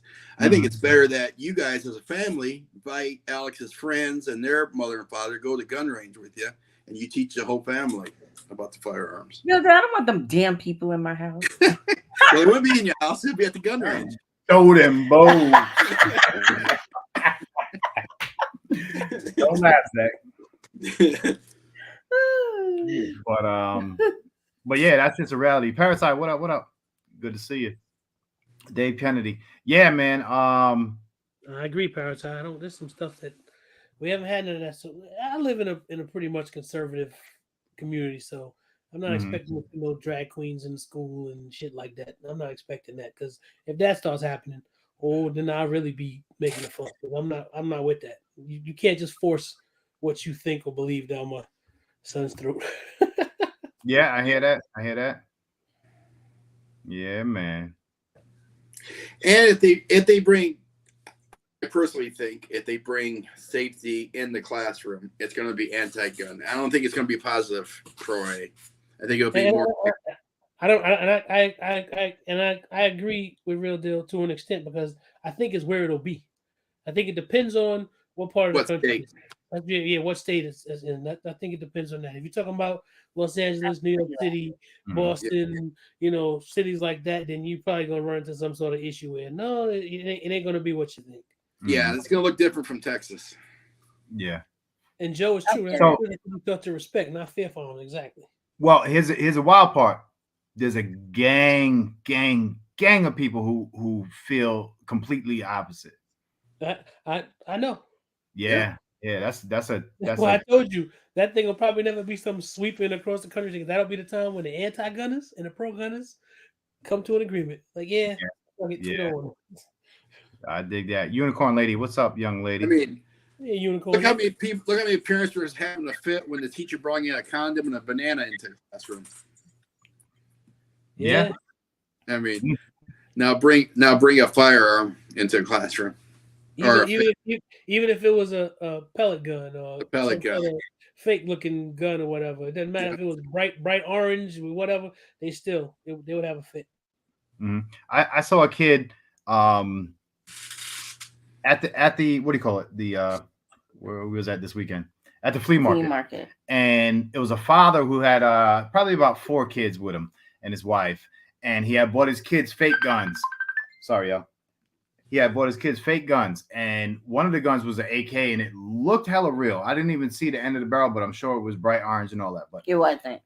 It wasn't. No, it wasn't. So he had the gun. He was probably about 7 years old, and he's walking around with it, and he got the gun pointed to the ground, and he had his hand on the firearm, but finger off the trigger. And you heard when I stopped. I don't know if you heard me stop him. I stopped him. I said, "Hey, fella, you know about guns a little bit?" He's like, "A little bit." I said, "Well, I just wanted to let you know you're doing the right thing. You're walking with that gun pointed down, and your finger is never on the trigger." His father heard me say it, and I don't know if his father even understood that. He didn't, because he was confused. Yeah, and, that was. But hopefully, in that little stop, I was able to break through to 2 people, a child and an adult, by saying a simple thing. And it wasn't even like a conversation. It was me saying a statement and them absorbing it. And man, I hope to God that stays through, that sticks. You know what I'm saying? For both of them. And what up, Danny? Might be simple little things that can be taught in school like that. That'll stay with them forever. Stop, drop, and roll. Stay with me forever. I never had to stop, drop, and roll, but you remember it. I know what to do if it ever happens. I probably ain't gonna follow. I'll probably run like a fool. Safety politics are some of the YouTube politics that are access to both worlds. Yeah.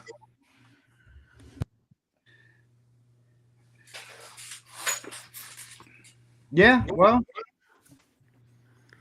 what y'all feel about that? I'm trying to wrap my head around what he's asking. The actual question. Well, What he's saying is, I think what he's saying is, so YouTube used to be like pro gun. You could put a magazine in it. You could put a red dot on it and all this stuff. Now you gotta cut and take. You can't put the magazine into the gun no more because that's scary. Mm-hmm. You know, if you point the gun towards the camera, you got all the safety Nazis getting scared. You know, but they changed their policy as time went on. It made it more anti-gun.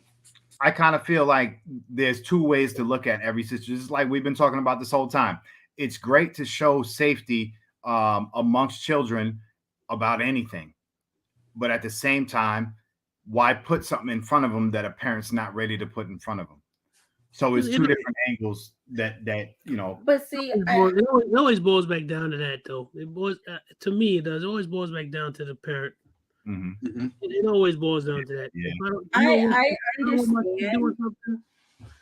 But parents are letting kids watch YouTube and TikTok, so they're learning more and more younger and younger every day because parents, I feel like, want that at least a little bit alone time. So they give that screen time to their child, and some parents don't pay attention to what their child's watching either on the pad or on the phone.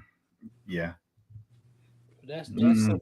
Well, let's be honest. If a kid's watching YouTube, he's not watching a safety training video. He's watching somebody doing this stuff. Mm-hmm.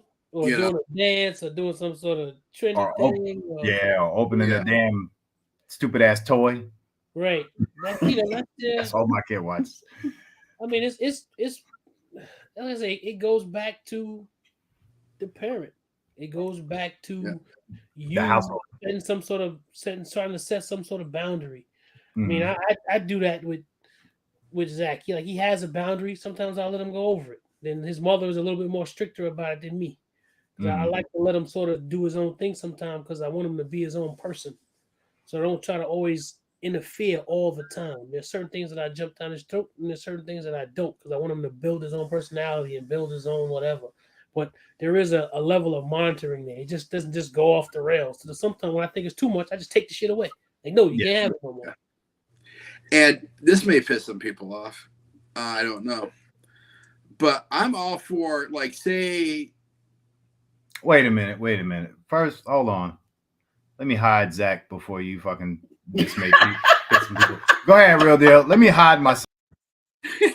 I'm all for if your child takes a gun to school and shoots or whatever, when that child gets arrested, you should be arrested too, and you should be charged and get more time than your child does. Because it's up to you as a parent to keep the guns away from your children. They may know gun safety and everything else, but they shouldn't have access to them unless you let them have access to them. They shouldn't be able to get a gun anytime they want. True. I hear that. And so some people are too relaxed on it. So if little Bobby Jr. decides to kill his classmates and he gets life, well, daddy should get life too, or mommy. Damn. You know what? I don't understand how these children bring firearms to school because I know my parents used to check my damn book bag every time I walked out the damn door to make sure I had my homework, my damn lunch, even though I had free lunch. Everything was in my bag because if I had to call her and ask her to bring something to the school, it was a never-ending story when I got home. That's funny because when Zach leaves the house in the morning, he's like, hey, you got this, you got that, you got what you need, you got your water bottle, you got your this, you got your that. Yeah, I got it. All right, man. See you later. Go digging through his bag. My parents never dug through my bag. My mom did. She would open that and make sure everything was in there because she used to always say, let me check it because just because you're saying it don't mean. Yeah, no, not me. My parents. Shit. They didn't even know if I was in school or not. Right. Sometimes they didn't know I left my bag home. That's it. Damn. No, I ain't gonna say my parents didn't care, but you know, and maybe also we didn't give them enough red flags for them to be that far precautious. y'all were badass kids, so yeah, they're gonna keep Yeah, after. mom. Yeah, You know what I'm saying? But he was bad. So. But we, you know, Ray Official got a we were point there dangerous. too. If both parents work, a lot of times they go before the kid leaves for school. That's true. Yep, and the kids come back home before the parents get back home. Mm-hmm. Somebody said they had access to all kinds of guns as a kid, and I get that. So did I. But guess what? We lived in different times. Taking a gun to school was never heard of, nor did it ever popped in our minds. Yeah. But times have changed. Society is different, and I know every generation says that society's getting worse, but it changes. Yeah, it's true. I don't even know if it. I don't even know if it gets worse. Like you said, real deal. It just changes. Yeah. Times change, things change, trends change, people's values change. That's right. Some things always remain the same. There are certain things that are just black and white, but then people will take that and make those things gray. They just start changing it. It's the way it works. It's the way, not even the way it works, it's the way of people. It's human nature to try to make things and adjust things so that you can wrap your mind around it so it makes sense to you. It's human nature. Yeah. And as a parent, so you're a parent and your 12-year-old child takes a gun to school and shoots other kids. Why shouldn't you be charged with anything?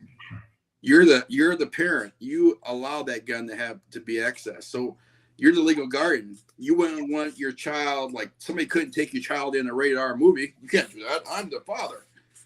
So you're gonna say, well, you should be in charge. You should be charged. I'm sorry. If your child takes a gun to school and hurts people with it, you should go to jail too. So times are different. Things aren't like they were even 25, 30 years ago when a lot of us were kids. Things are different. I said this the other day. I don't know if Big Zach is a 10-year-old could survive in Little Zach's 10-year-old world. I don't know if I could. I don't know if I'd be able to. I don't have a clue. That's right. I probably couldn't. And I was a bad little kid, but I probably couldn't. Yeah. And this is way off topic, but this is my theory only.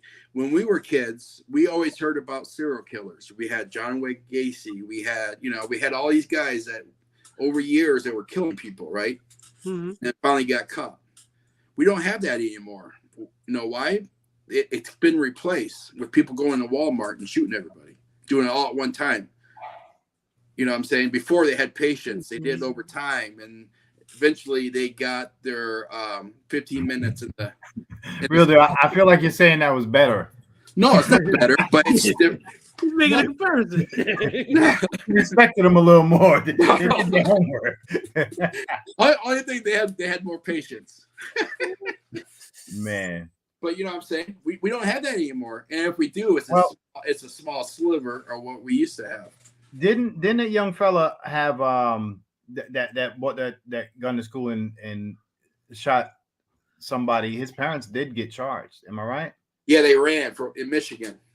Yeah. They refused to take him home from school, and then the next day he came to school with a gun, and there was a bunch of texts saying, he had access to a gun. They said it was his gun and everything. So, does anybody remember the sentencing that they received? No, I don't remember. But when you hear the circumstances of it, they were in the wrong. Yeah, and I think it was a very heavy sentence that they did receive. Let me close this door. They had the opportunity to prevent something on their end. Now he could have went somewhere else and did something, but they had the opportunity to at least make an obstacle for him, and they did. Yeah. Let's see what's happening if someone breaks into your car and they commit a crime or something and they get a hold of your gun and do something. I think that's a different case. Now, people will say, well, but you left your gun in the car. Yeah, but I left it inside the glove box behind locked doors, and you had to break it in order to get it. I didn't just leave it out for you to get it. I think it has to be situational. That's why I don't think that would apply to happen. I don't think it should apply. Because even if I leave my gun in my car, and I'm legally allowed to, and I got it locked in the car, it's locked up in the glove box, like I say, it's behind 4 doors or 2 doors or whatever, windows rolled up and everything is locked. I did take a precaution to keep you from getting in there, even though someone decided to break in and take it. I did take proper precautions. So I think, and that's why I have U.S. Law Shield, just in case that does happen. I'm covered.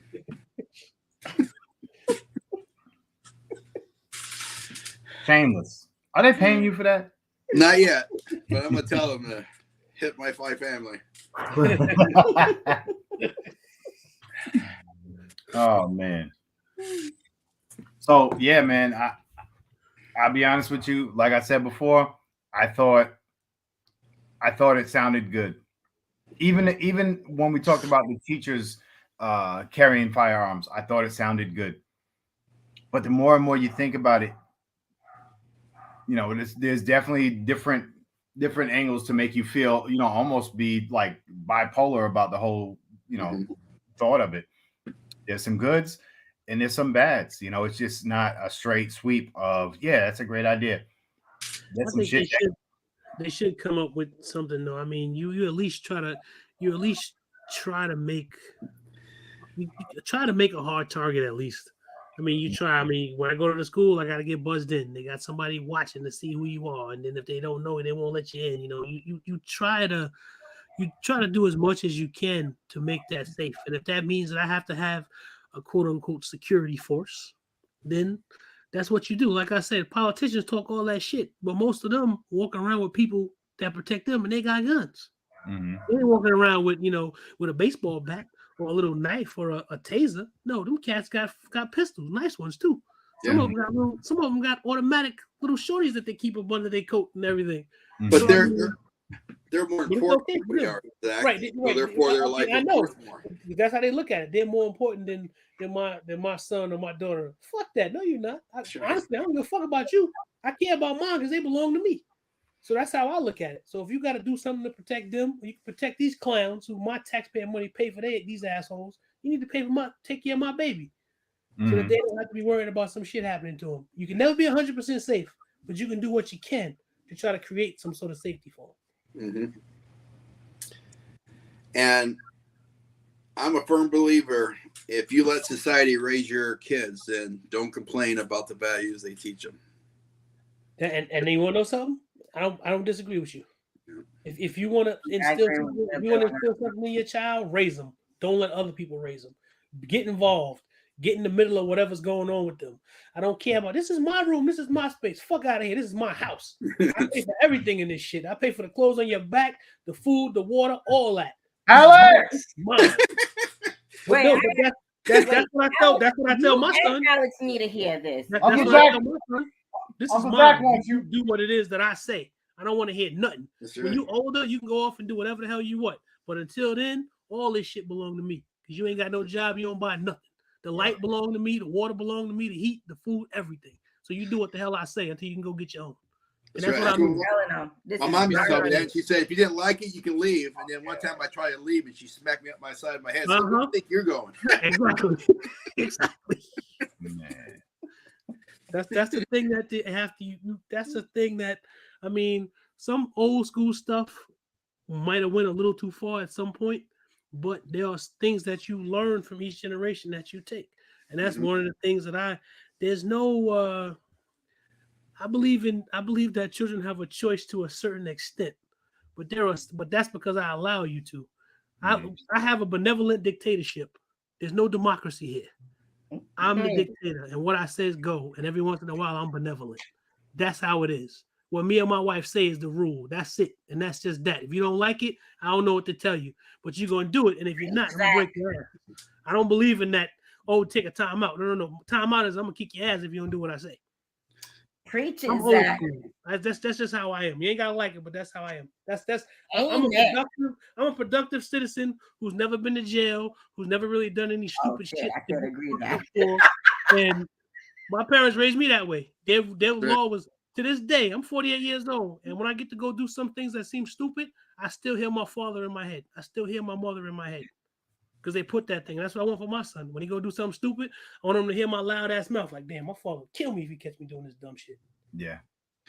And we grew up in, I would assume, we all grew up in the neighborhood I grew up in. If I screwed up, I knew I was going to get in trouble when I got home.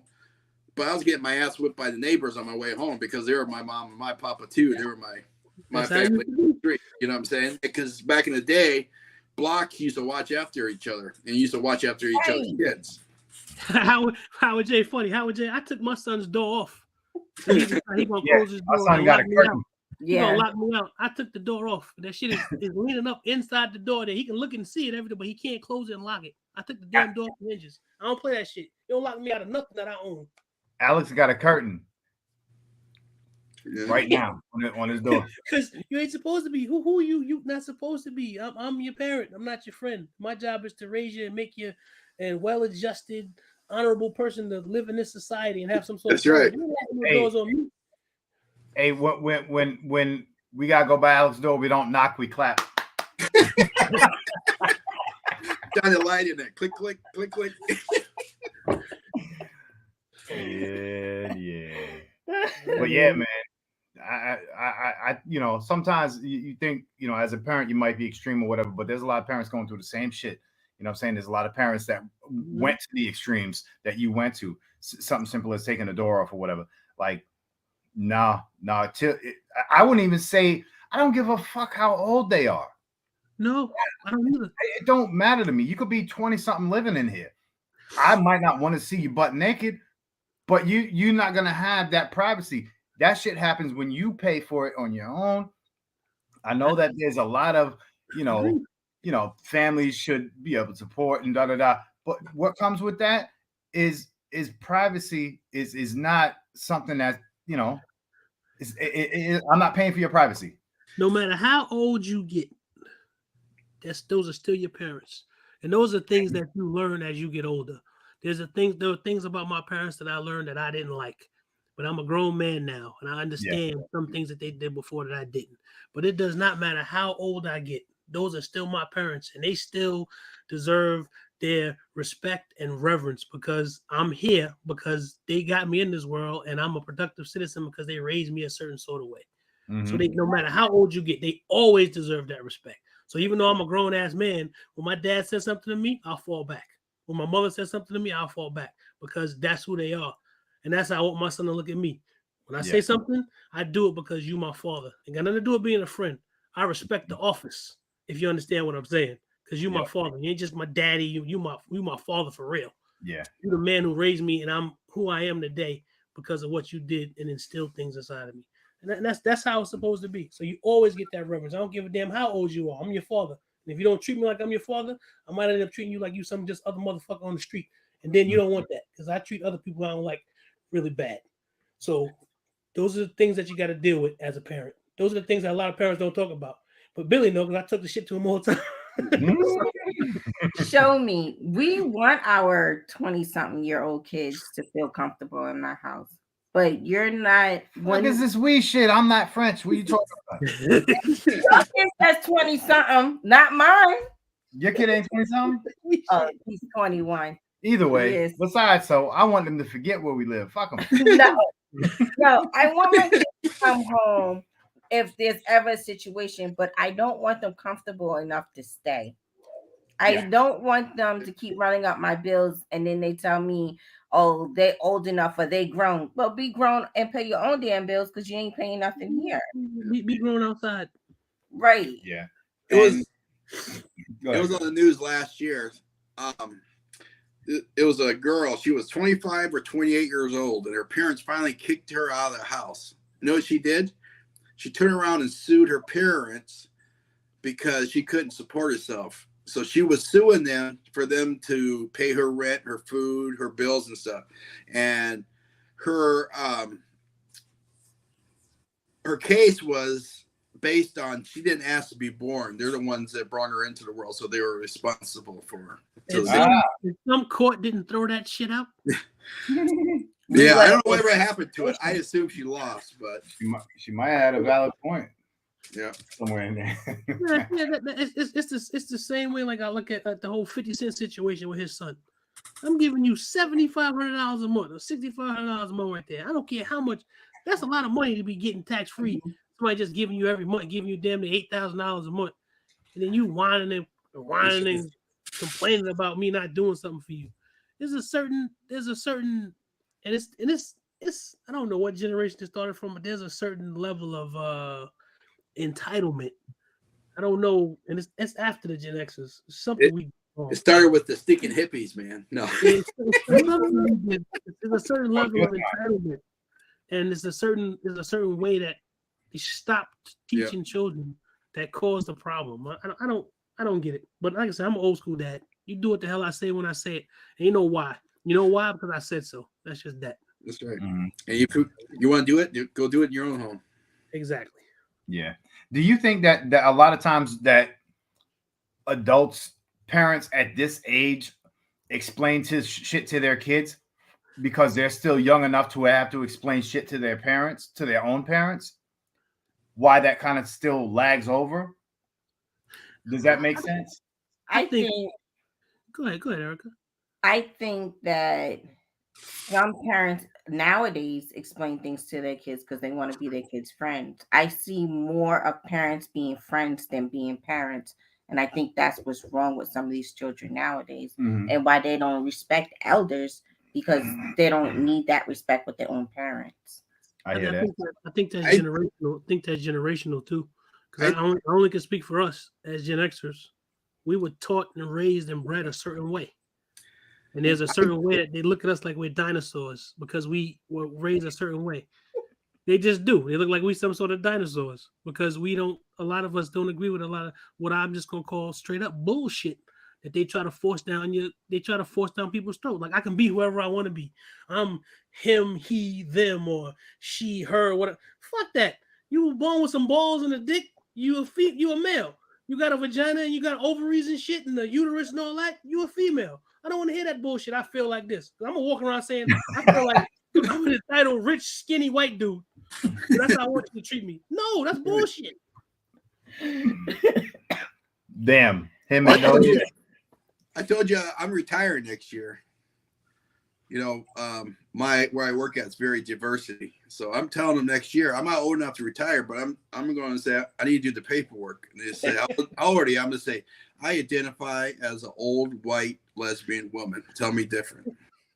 And they kind of do. But you want to know something? If they tell him different, you know that they're wrong. Even though he's joking. How do you define me? If I got up tomorrow and I said that in this society that we live in today, yep. You can't tell me that I'm wrong. That's right.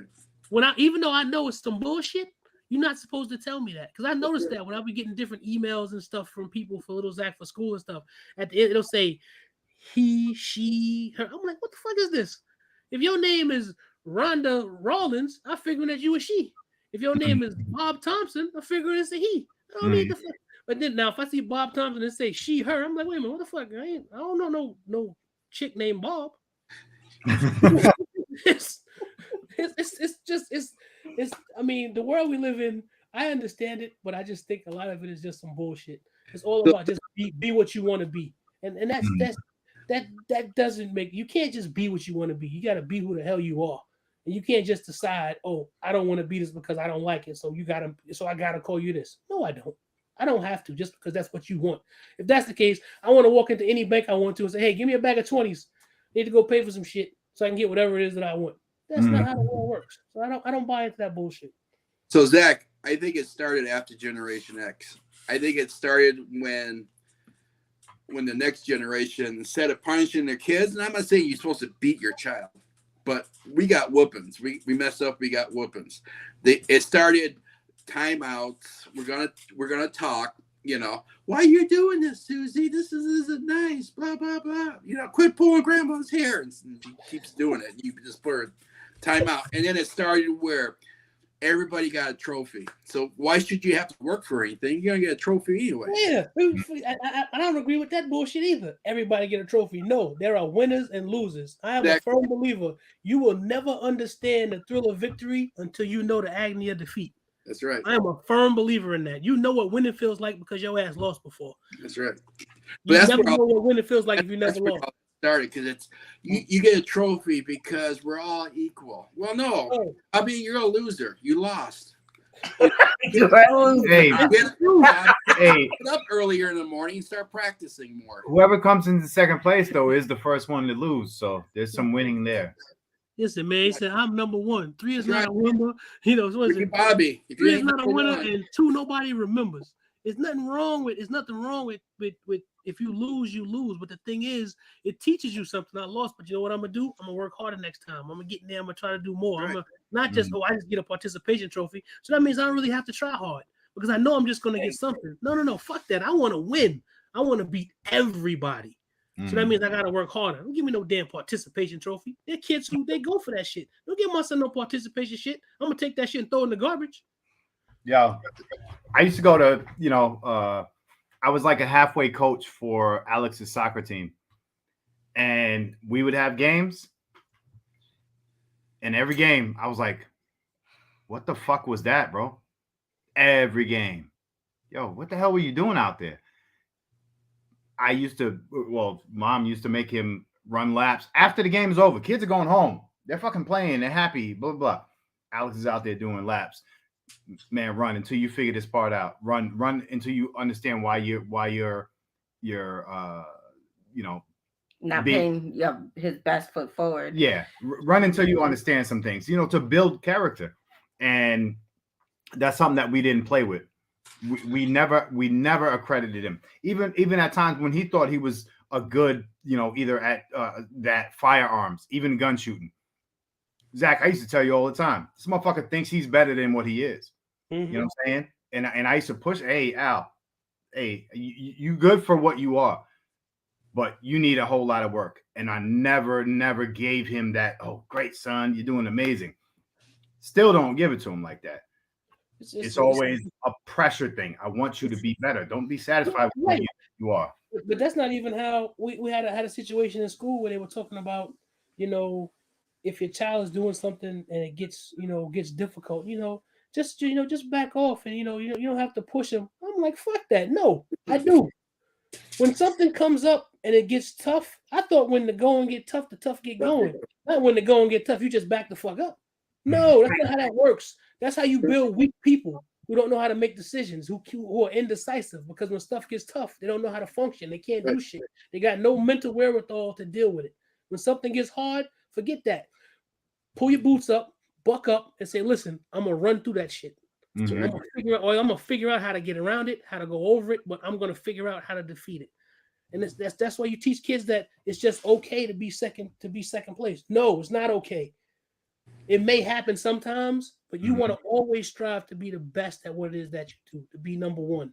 That's what you want to do. You have that mentality. So even if you do fail, I got to do harder next time. I got to be harder. I got to do better next time. Don't just quit because it gets hard. That's bullshit. That's how you create a weak-ass society. That's right. True that. Hey, weak society make weak men. Tough times make strong men. That's true. Society wants to teach you if you get knocked on your ass, you lay there and stay there. And you're supposed to get back up. That's right. You don't lay there and wait for somebody to come get you. You're supposed to get up when you get your certificate and listen and go back at it again. That's right. I don't get that. This new nowadays, it builds a weak society. It builds a controllable society. People who can't critically think. People who don't know how to be autonomous. Everybody has to follow the crowd. You can't follow that. No man is an island. Sometimes you need to be an island. You need to be able to function and do shit by yourself outside of everybody else, so you can do what it is. You need to be able to pull yourself up out the mud. That's how I was taught. I'm a Gen Xer. That's how I teach my son. Forget all this new age shit. That shit don't serve you. I tell you, one of the biggest lessons in my life that I ever learned, and the coldest answer I ever had to give is you shouldn't burn bridges. And my answer is I only burn bridges because I know how to swim.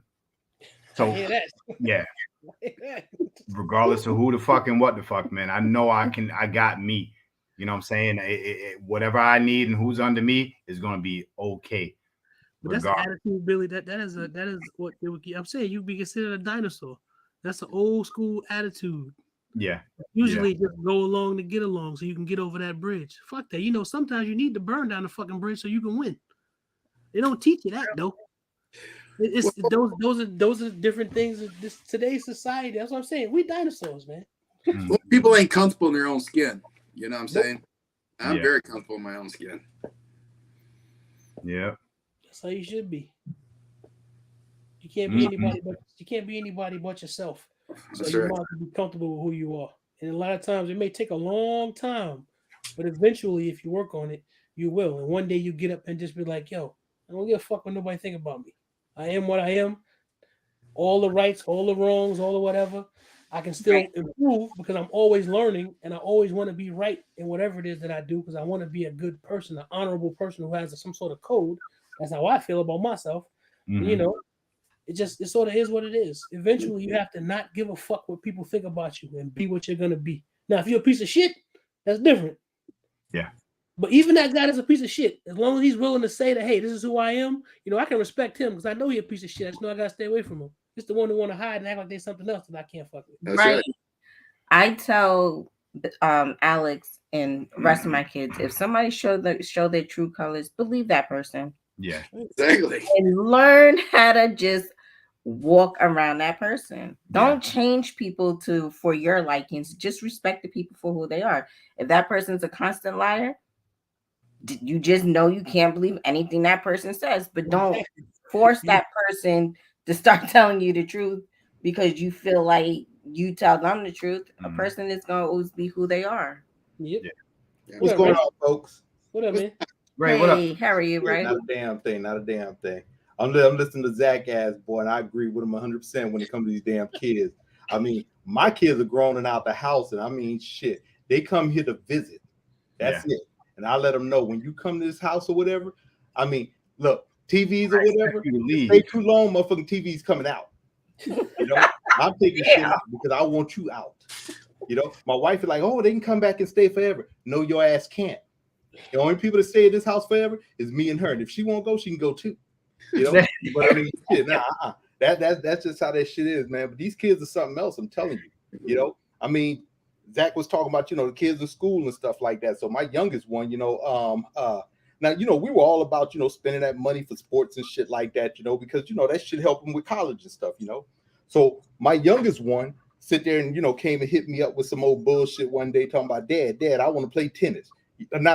First thing was volleyball. And I'm like, oh shit, you ain't never played a sport since you've been in school. And you hit me up in 9th grade or 10th grade talking about you want to play volleyball.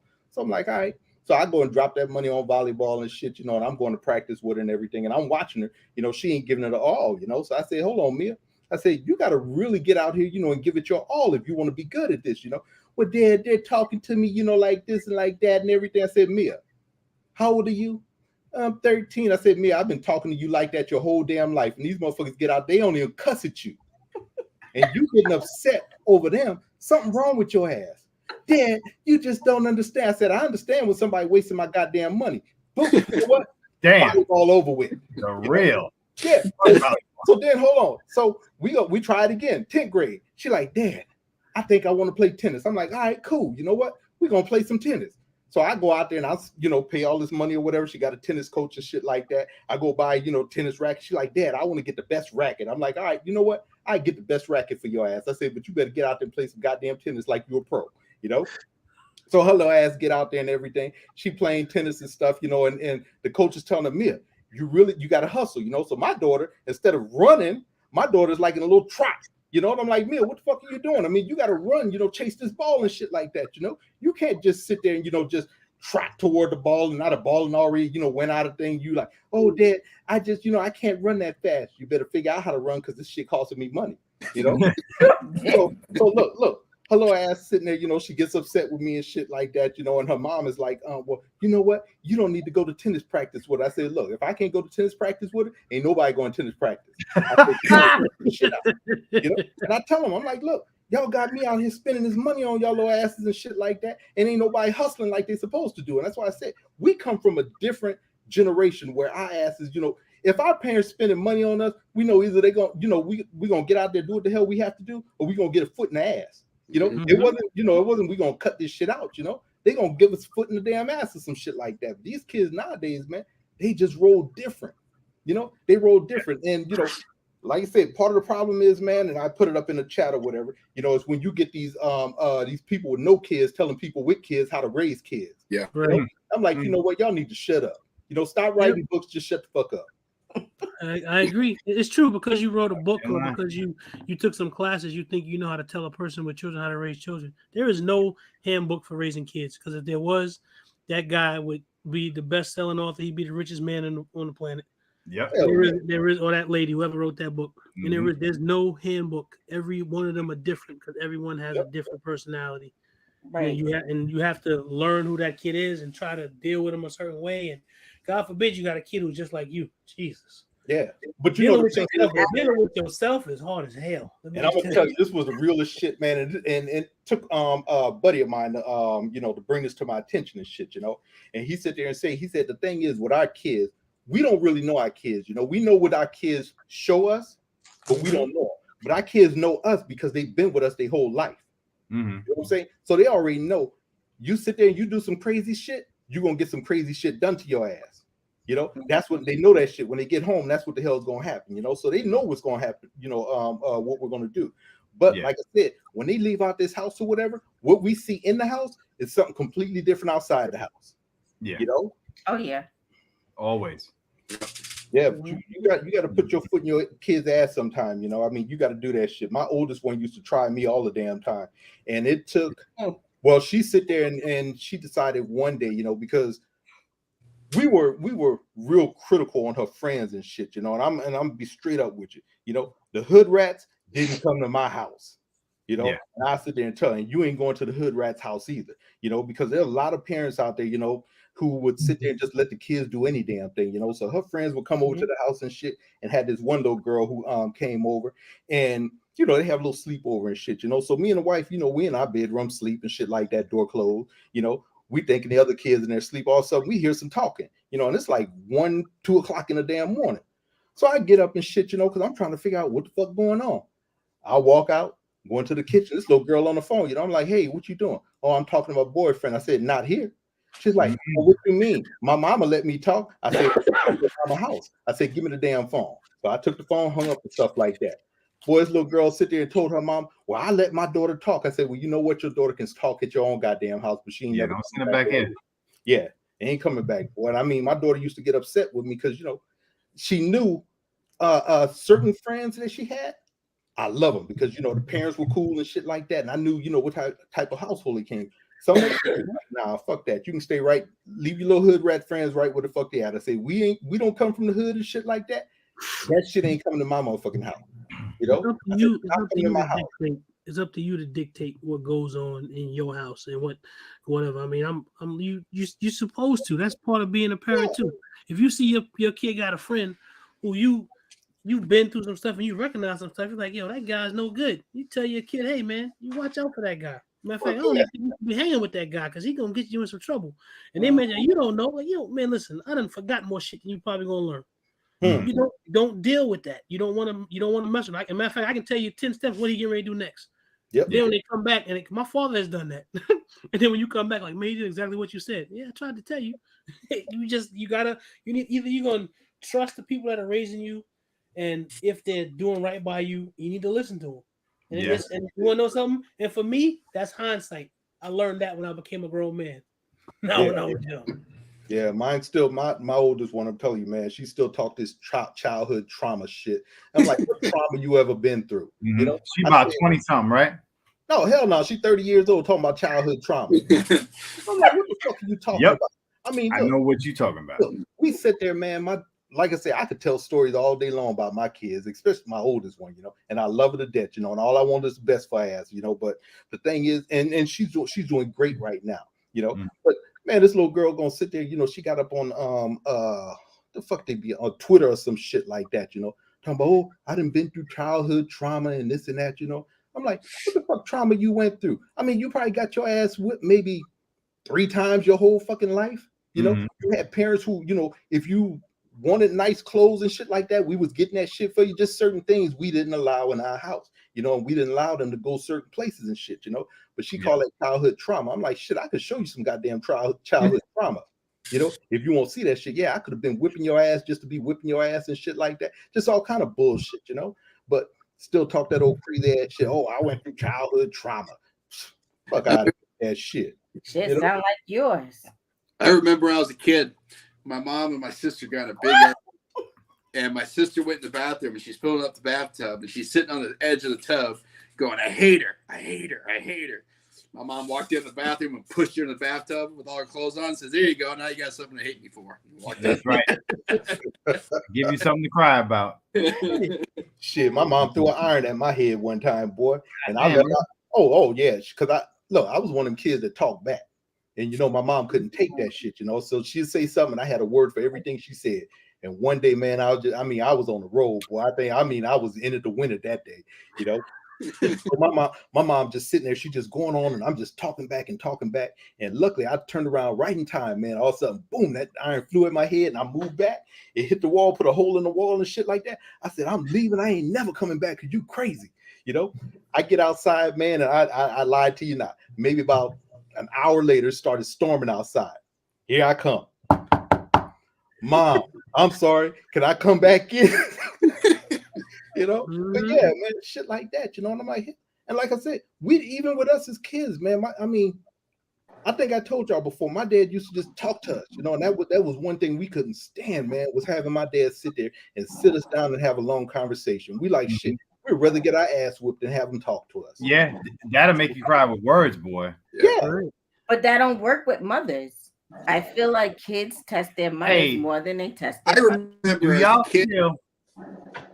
Do y'all feel like women outwear their shock value? You know what I'm saying? What do you mean by that? Sometimes I gotta say this like you ain't even sitting here. Sometimes my wife will yell so much that it loses impact. You know what I'm saying? Yeah, I don't yell often at all.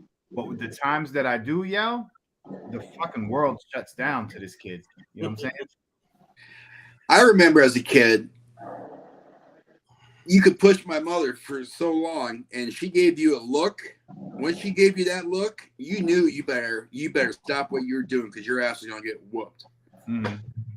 Yeah, my mother was like that too. My father was the one who would talk to you and he could scare you by talking to you. My mother wasn't none of that shit. She whooped your ass. My mother had a saying. She used to say, "I'm gonna set your soul on fire." Yeah. That's what she meant. And that was she. I think it's maybe kind of generational because it's different. Because I mean, it's a I don't even know because my wife is the same way with little Zach, and I don't. It's like, you know, I don't think it's I don't know if it has to do with the shock value, or if that's just a baby, or what. It's just that there's a different. There's a different way that mothers relate to their children than fathers do. It just is, and it's natural, and I understand it because it didn't grow inside of us. It grew inside of y'all. There's a different way that they relate to it. With me, I don't gotta be all lovey-dovey with you. You don't gotta love me. You gotta respect me. If you don't love me, oh well, but you're gonna respect what the fuck I say. And if you don't, there's gonna be hell to pay. Go love your mother. Have all that lovey-dovey shit with her. But yeah, with we don't me, have time for the bullshit. Right, with me, it's serious business. That's how I look at it. Straight serious up and down. business. Let her love on you. That's just how I am. That's me. Yeah, man. Don't get me wrong. I love my son, but love means being tough sometimes too. And you got to do what the hell I say, because no matter what, I know better than you. You only been on this earth 10 years. I've been here 4 times longer. I know better than you. So that means I've done more and I know more. And that's done how more, seen more, all kind of shit. Exactly. You know? Yeah. But they don't understand that shit. No, they don't. Nuh-uh. You know, they don't understand it. Right. They're going to be our age, and then they finally going to understand. He's going to hit him. Hopefully. Hopefully. That's what he meant. Hey, I appreciate y'all for stopping through. Listen, I appreciate everybody who hits us on their Cash App so we can go to the ammo store and buy the ammo to shoot the guns, to do the content, get this kid up in the range, do his thing. I appreciate that 100%. More than you can understand, man. I appreciate y'all for hanging out with us. Whoa. Appreciate y'all for hanging out with us every Monday, like you do, listening to our story, our rants, our raves, learning just as much as we learn, because we don't come on here to teach all the time. We come on here to learn. And I appreciate the people who come on the panel to help educate us always, man. So definitely real deal. Fat guy with guns, skilly, hard breathing ass self. And Ray Official. My bad, because I was on the phone with my mom for about an hour. I would have checked in early. I had to talk to mom. So we appreciate everybody though, for real. We'll see y'all tomorrow night. Yep. We'll be Hey, there. I just come on the panel because I want to be able to teach perfect English to everybody. Yeah. What? We know all about it. Don't worry, man. Your English is very laughable. Yeah, it's horrible. It's super. Only reason I come on the panel so I can cuss more than Zach. And the only reason I came on the panel because Ray Official came on the panel today. So. Damn, Skilly on here. I do my best not to cuss, man, but sometimes I need to use an expletive in order to explain what's going on. It's necessary. Hey, because I don't have a better word. It's because I want to use that word. I want to say. Hey, you me feel better. My wife told me I cussed too much. You know, why don't you stop? I said, that's all I got left. You done took everything else from me.